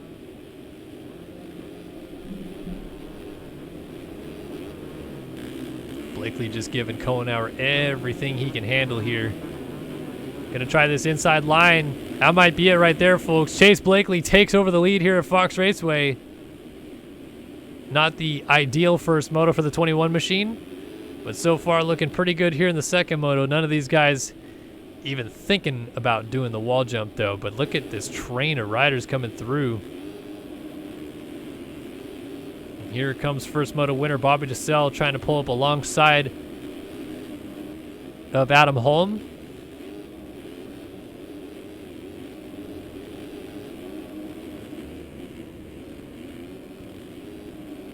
Holm giving chase. That is Magnetti on the 107 just ahead of him. And then the 3, I believe, of Fjellberg is still right in this mix, as well as Holm has DeSalle going to the outside. This is the same line Blakely used. It is not going to work to his advantage this time, but Rockefeller made a mistake, so they all go around him. That's going to be another spot gained for this entire group, essentially. And it seems like that battle that was for the lead has now turned into this crazy battle for third, I think it is. It's for fourth, I should say. Fjellberg leading the group is Fjellberg. And then P5 right now is Magnetti. P6 for Adam Holmes. 7th for DeSalle. And 8th is Rockefeller right behind these guys. Fjellberg throwing the usual nasty whip on any jump that he possibly can. Ooh, Rockefeller looks like he just went down in the background. Holm up the inside, might have this pass on Fjellberg. Fjellberg goes for the scrub to try to stay alongside, but Holm has that pass covered off, and Magnetti tries to go to the outside of Fjellberg. DeSalle tries to go to the right side of Magnetti. They're going to almost split Fjellberg over the finish line jump here. It's nearly 3 wide as they cross over the finish line jump, and DeSalle will maybe make that pass on Magnetti. No, the 107 fights back around the outside and holds it, but then blows the corner, and DeSalle gets that pass done in the end. Frantic action here as DeSalle now trying to close up on the 3 of Fjellberg, the 2014 250 national champion in this series out of Norway. Losing touch a little bit with Adam Holm is Fjellberg, and that's going to cost him right there as DeSalle up the inside. It's still nearly side by side.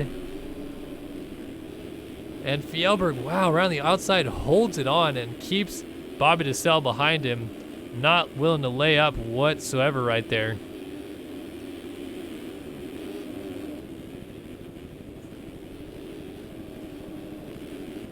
So DeSalle, hits the back of Fjellberg. Oh, but he landed that. Wow, how did he stay on 2 wheels? He cartwheeled over the top of Fjellberg and somehow stayed up. I think Adam Holm had maybe gone down, or no, that was, who was that was mixed in there? Magnetti getting up from a crash now falls behind Blakely and Fjellberg. I cannot believe DeSalle rode out of that though. Whew. All right, so back up front, it is Austin Eklund leading the race here for the Odyssey MX team on the 37. He's gotten around Jeremy Kohenauer. And wouldn't this be something if DeSalle wins his first career moto in the 450 class in the first moto, and then Eklund can swipe it away here in the second moto. That would certainly be quite the story. Kohenauer are going to keep giving chase, and Adam Holmes sneaking up into the picture. Then we got this Fjellberg, Blakely, Magnetti, DeSalle, Parks battle coming down the hill behind them. And Kunitz looks like he's not too far back of these guys as well in the 63.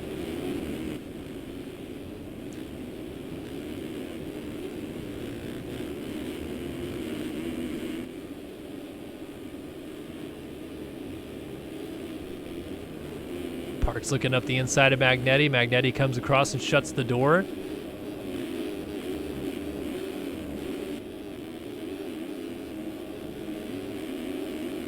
DeSalle keeping tabs on Blakely ahead of him.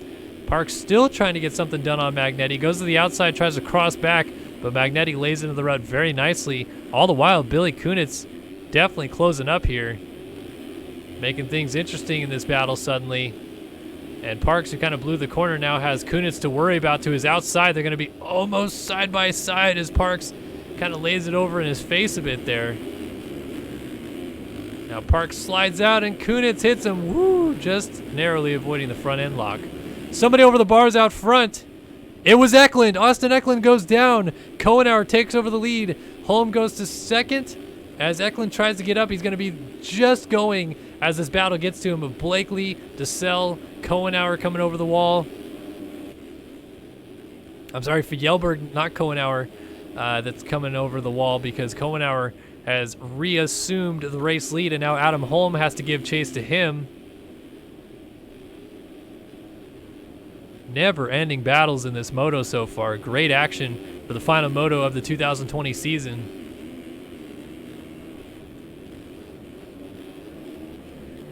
So Adam Holm trying to give chase here to Kohenauer, looking to go 3-1 on the day. That would most likely get him the overall win unless DeSalle has something to say about it. Can get up into second here, trying to get up to chase Blakely now. Blakely sees Eklund ahead of him.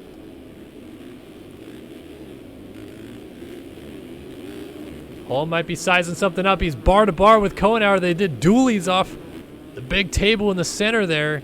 Around the outside, Holm goes. This is going to turn into the inside. Is this the pass for the lead? Yes, it is. Adam Holm takes over the lead here. Moto 2 at Fox Raceway. And Eklund goes down out of third. So Blakely now third. DeSalle up to fourth.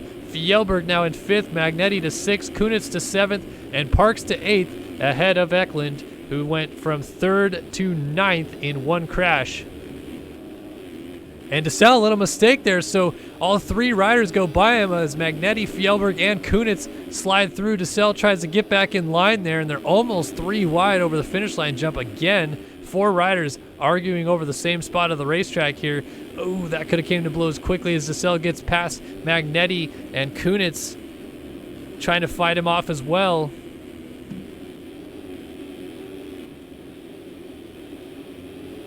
Creeping up on the halfway point of this moto, so it's starting to get to a bit of a go time for some of these guys. There's some familiar faces sneaking up behind as Eklund now right behind Ethan Parks again. And look at this freight train right here. So many good riders mixed in. Fjellberg leads the group. And Billy Kunitz and DeSalle, who has the jump in his back pocket here if he ever so chooses to go for it, of clearing the wall. DeSalle just straight up passing Billy Kunitz there. Nicely done, and now gets the power down. Looks like he may be coming across to pass Dennis Fjellberg, as he does. Fjellberg backed out of the challenge, almost lost the spot to Kunitz in the process. And that's Blakely who just went down. So Blakely gets up from his crash, ends up right with Parks and Eklund as they all go up the hill together now. It's like a 7-rider train, nose to tail still, with Kohenauer and Holm out front. So this is a battle for third as DeSalle moves to third, but he might lose that spot as Kunitz up the inside. DeSalle, no, around the outside, holds the position. Kunitz still right there, though. And Fjellberg lurking as well.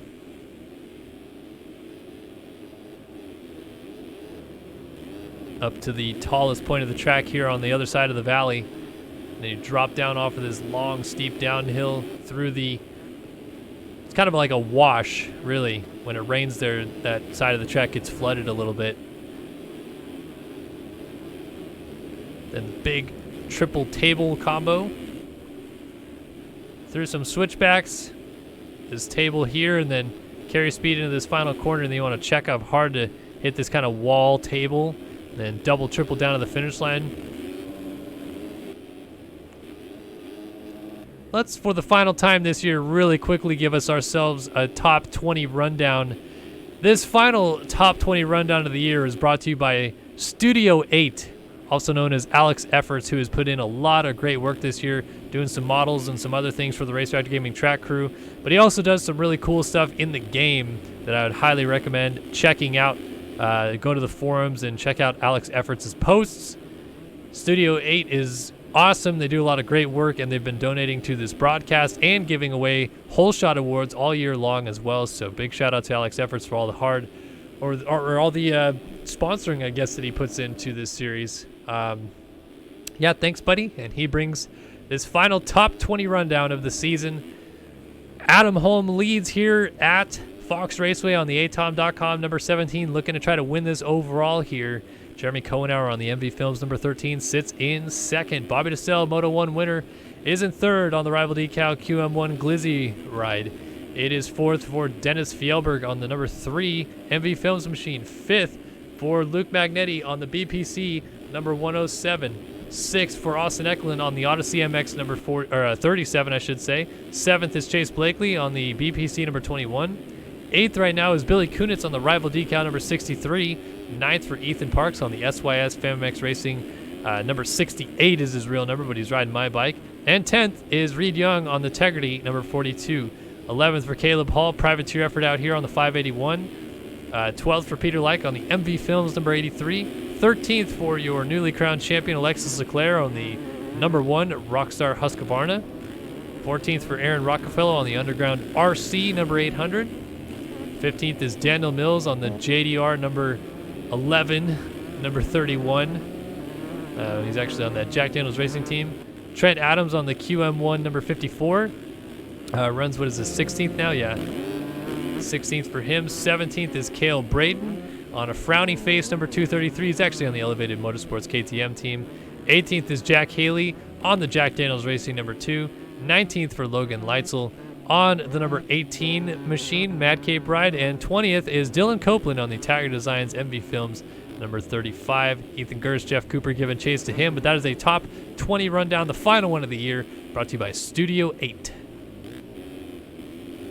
Look at this, DeSalle has moved up to second around Cohenauer, and I think he's still potentially eyeing the 1-1 on the day, but at least for the time being, he is going to win the overall no problem with the 1-2 scores.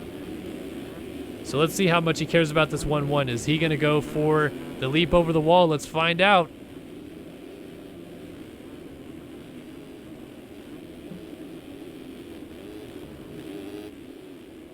No, does not do it this lap, but I think he's eyeing it up a little bit. I think he's going to try it. Just could not quite get it cleanly this time by.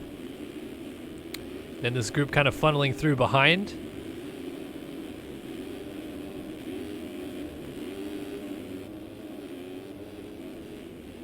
How about Leclerc? Is Leclerc trying it? Well, Leclerc just passed somebody who went down, so I don't think he was in a position quite there to set up for it. Man, this is really close, though. Like, if you go on board of the Fjellberg and you can see the map in the upper right-hand corner of the screen, the leader all the way back to the final points-paying position, which is about halfway up that back straightaway. It's still pretty close with 20 minutes now gone in this moto. There's not a lot of lap traffic, going on in this moto. Kind of crazy how it's all shaken out. Fjellberg up alongside Blakely. Trying to get the pass done on the 21. The 21's going to fight him tooth and nail to this corner, but Fjellberg throws it in and gets the number 3 ahead of that 21 machine of Chase Blakely. Luke Magnetti just went down behind, and Billy Kunitz makes that pass. I think Leclerc might also... Well, no, Eklund gets there, and then Magnetti gets going just in front of Leclerc.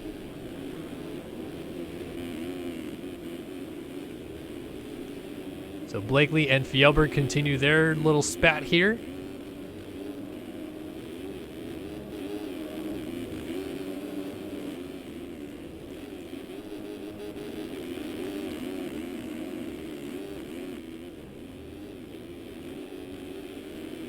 Double, single, single, then tuck to that hard inside line. Scrub this little wall jump and then just float through the braking bumps to get to this inside line here and then back across the starting line and kind of hop this floater first turn area.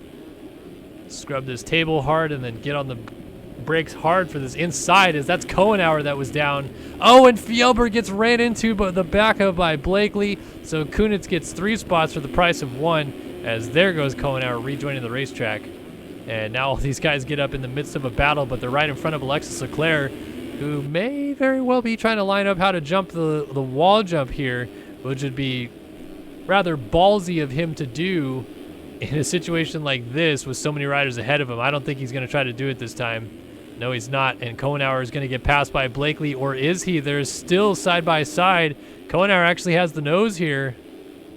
Blakely trying to get up the inside, might have the nose on him now. Kohenauer fights to the outside. They're still basically side by side as Leclerc sneaks up into the picture behind Fjellberg now. And finally, Blakely puts this one to bed as he moves up ahead of Kohenauer. Here is Fjellberg and there is Leclerc. He just got around Austin Eklund. Now trying to get up the inside of Fjellberg, but Fjellberg shuts the door. 2 of the greatest European MX Simulator players of all time. The number 1 of Leclerc and the number 3 of Fjellberg, the rider out of France for Leclerc, and Fjellberg from Norway. Some of the winningest riders in MX Simulator history. Kohenauer is not letting Chase Blakely go here, and amazingly enough, Leclerc is pretty much at this point clawing his way up into a top 5 consideration.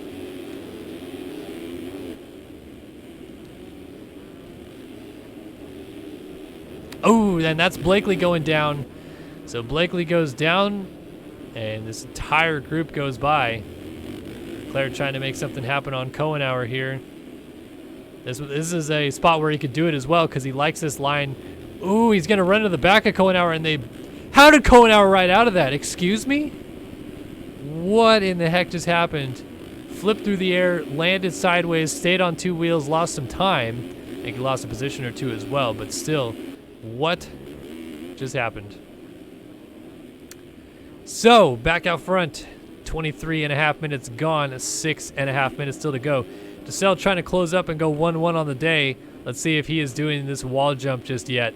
So he triples these bumps and then tries to stay low here and then pops this. No, he's not going for the wall jump. Billy Kunitz sits in 3rd. Fjellberg is in 4th. Eklund just went down. He was in 5th. That allows Kohenauer through into 5th. 6th now is Magnetti. 7th now is Leclerc. Eklund trying to get going as Blakely gets to the inside. Blakely goes by, as does, is that Peter Light going by? And Ethan Parks. Man, Eklund just lost so many positions. Tough haul right there.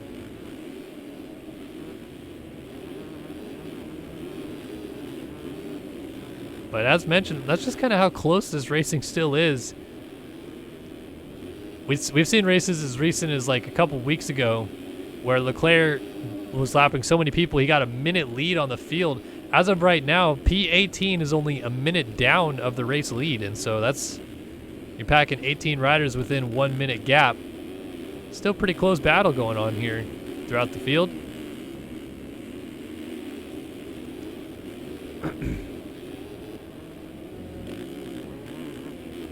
Let's do a lap time check here and see whether or not DeSalle is going to close up on Holm. Last time by, he was about 2 whole seconds faster, but let's see this time if he is finding the same mojo.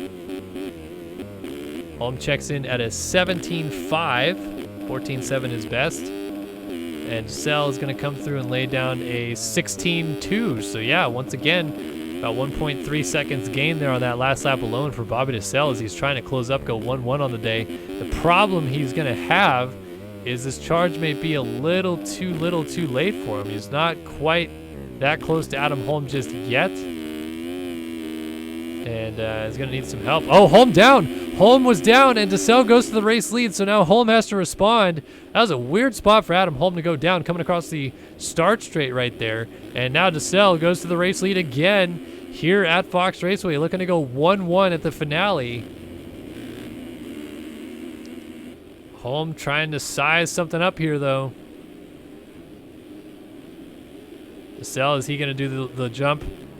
No, he has definitely decided not to do it this time by Holm all over him, though. It got a great drive off the wall. 17 machine of Adam Holm is going to kick himself if he can't beat Bobby DeSalle here.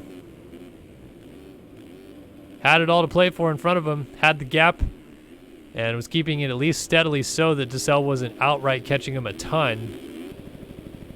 Now has to go back to the drawing board and try to pass him and gap him, which is two whole different things. As DeSalle goes down, he's still flipping as Holm hops the rut and goes around the outside of him. So Holm back to the lead. DeSalle drops back to second, and Fjellberg on the other side of the track. He is still in third. Oh, Kohenauer all over him right now is Luke Magnetti. Magnetti trying to close this thing down here in the final moto of the year.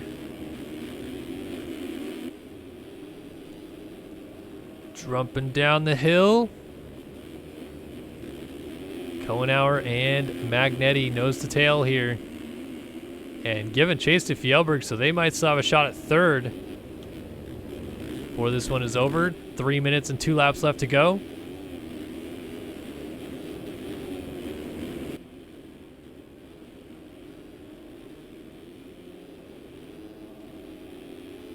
Fjellberg, Kohenauer, and Magnetti, 3, 4, 5 on the track. In a line here on your screen. Of course, Fjellberg and Kohenauer are teammates on that MV Films effort. Magnetti entering here on the BPC 107.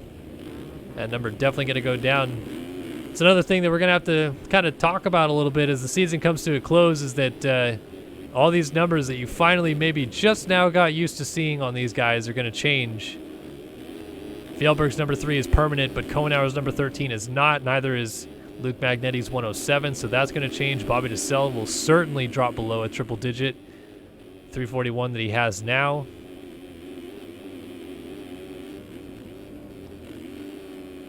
And then the 250 class is always so up in the air with new champions and different numbers and things like that being selected.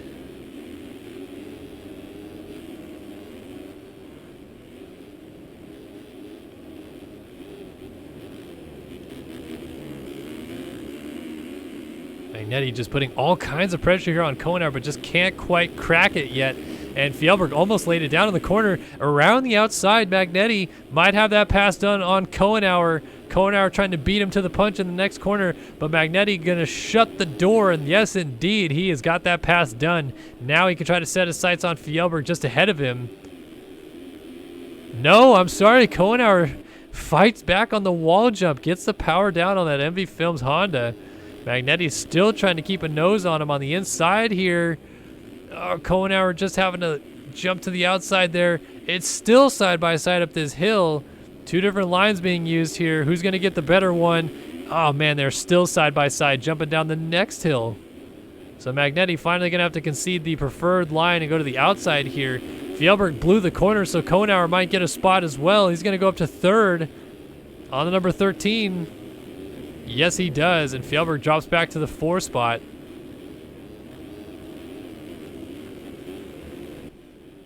Time running out, but Adam Holm out front going to check in before time expires. So 3 to go coming up this time by. As Adam Holm checks in out front, he was about 10 seconds shy of the clock. Bobby DeSalle second, Kohenauer third, Magnetti is in 4th, and it looks like Fjellberg must have just gone down because Eklund had passed him, but Fjellberg back up the inside, moves back into that 5 spot. Eklund trying to fight forward and get Fjellberg for the position, and Alexis Leclerc still lurking in the background.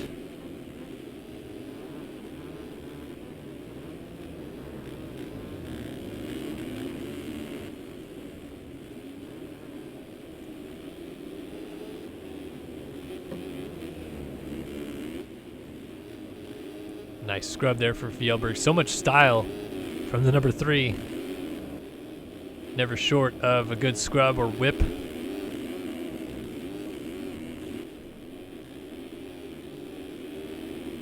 Leclerc definitely catching up to this group with pretty well reckless abandon. He is throwing caution to the wind. 2:14.4 was his best, but he did a 2:22.4 last time by.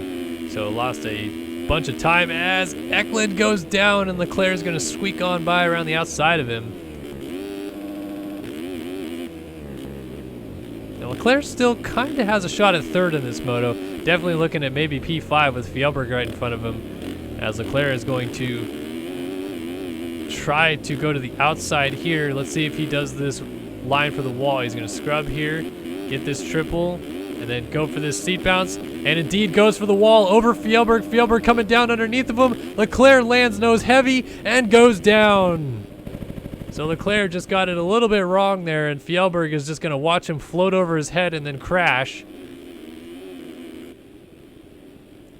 Interesting to see that from an onboard perspective, to see how long he's in the air for, though. You just see Fjellberg coming underneath of him as down goes Kohenauer, and there goes Magnetti up into third. Kohenauer going to get going just before his teammate Fjellberg gets here.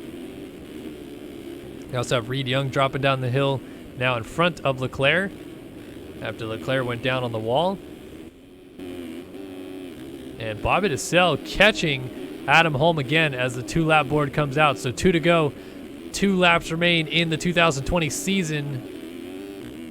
And we will be done with MX Simulator Pro Racing for the year after this, as Bobby DeSalle trying desperately to close up to the back wheel of Adam Holm.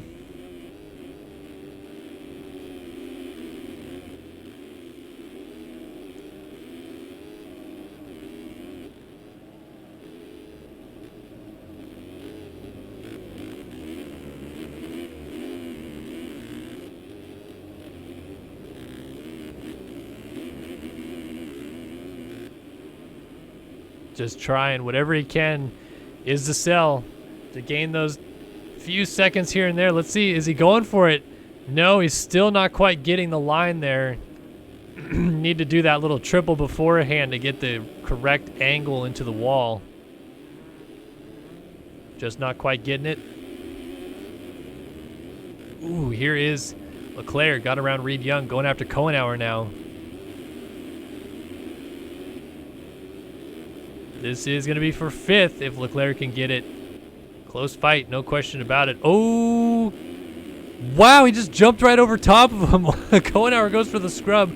Leclerc just is like, I will jump over you then, and just lands down the backside of those braking bumps. Makes the pass on Kohenauer. So how serious is Leclerc about making more positions? Is he still going for the wall, or is he going to settle up and just go for this top 5? I think he's still going for the wall. Yeah, he absolutely is, as he jumps the wall and absolutely yards himself by casing it. Kohenauer and Reed Young are going to go back by, as does Austin Eklund.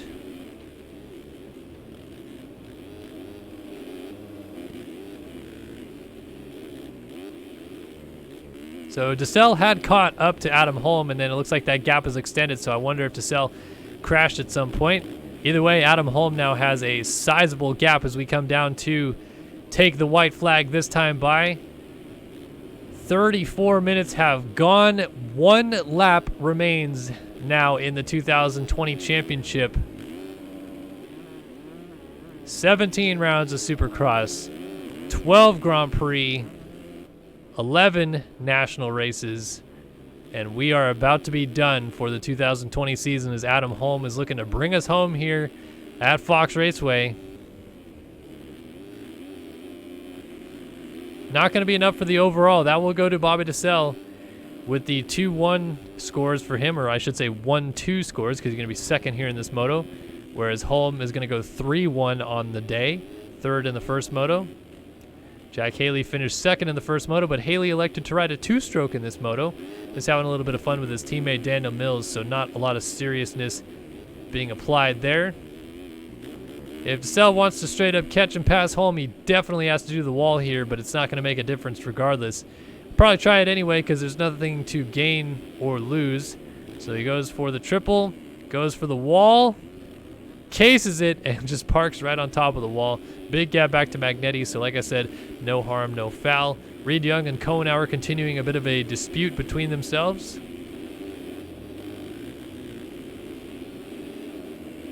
This is for 5th.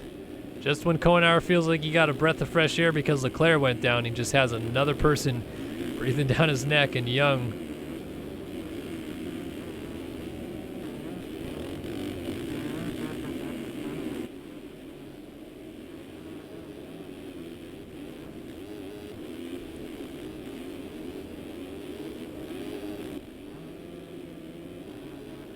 trying to get this final 5th place finish of the year.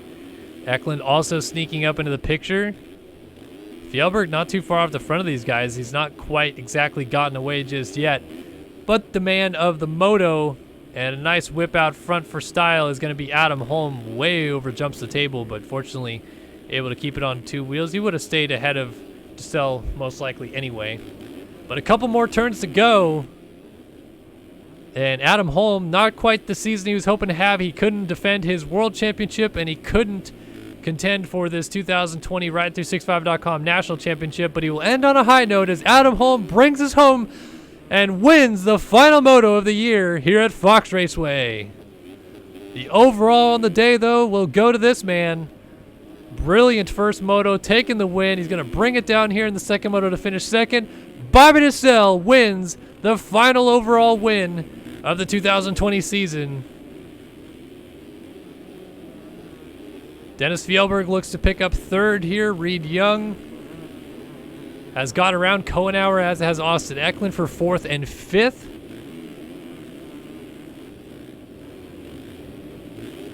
Eklund still giving it one last try here to get around Reed Young.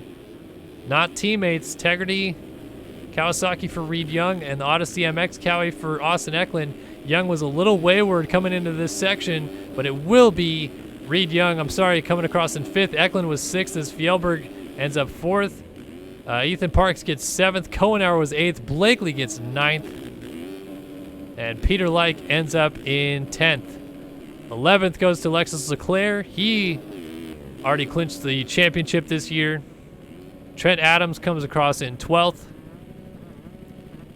Logan Leitzel is down, so Jack Haley's going to hop over him and bring it home in P13. 14 was Leitzel. 15th goes to Caleb Hall.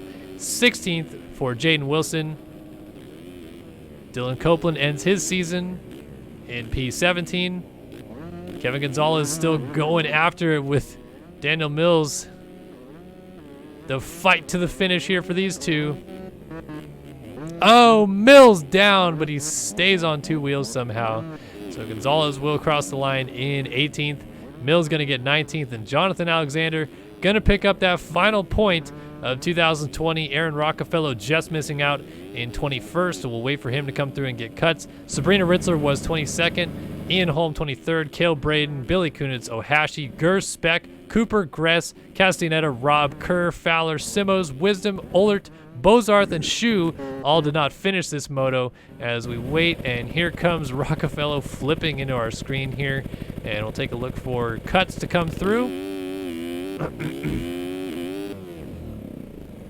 As Rockefeller crashes one more time, just dragging out the last final few seconds of the season a little bit longer, and it is now finally behind us. Let's take a look at cuts. Looks like Caleb Hall leapfrogged Logan Leitzel on cuts. And the rest stayed the same. Bobby Dissel wins the final national of the 2020 season, and that is it, ladies and gentlemen. Done and dusted. Well, bring it in here for you guys.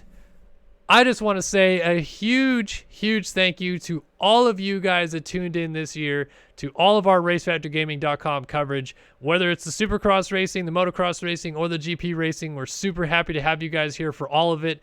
And a huge shout out to all the sponsors that made this all possible this year as well. Of course, Race Factor Gaming, but then Ride365.com, Moto Option Clothing, Tag Designs, Race Tech Suspension, Underground RC, MXS Lobby, MV Films, of course, us here at Start Your Systems, and really everybody that makes this season possible every year. You, the people at home.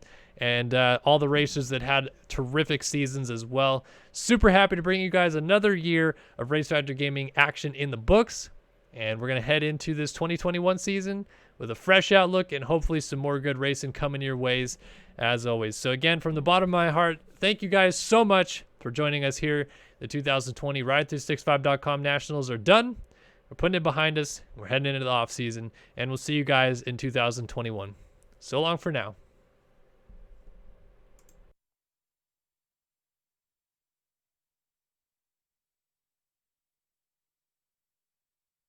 Are we dreaming? Are we dreaming?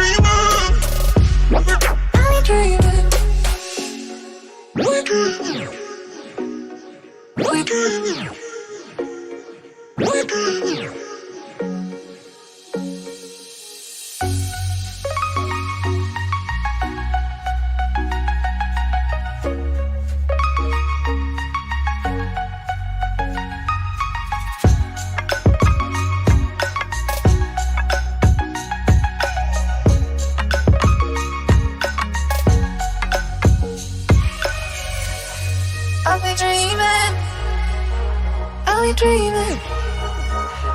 Are we dreaming? Are we dreaming?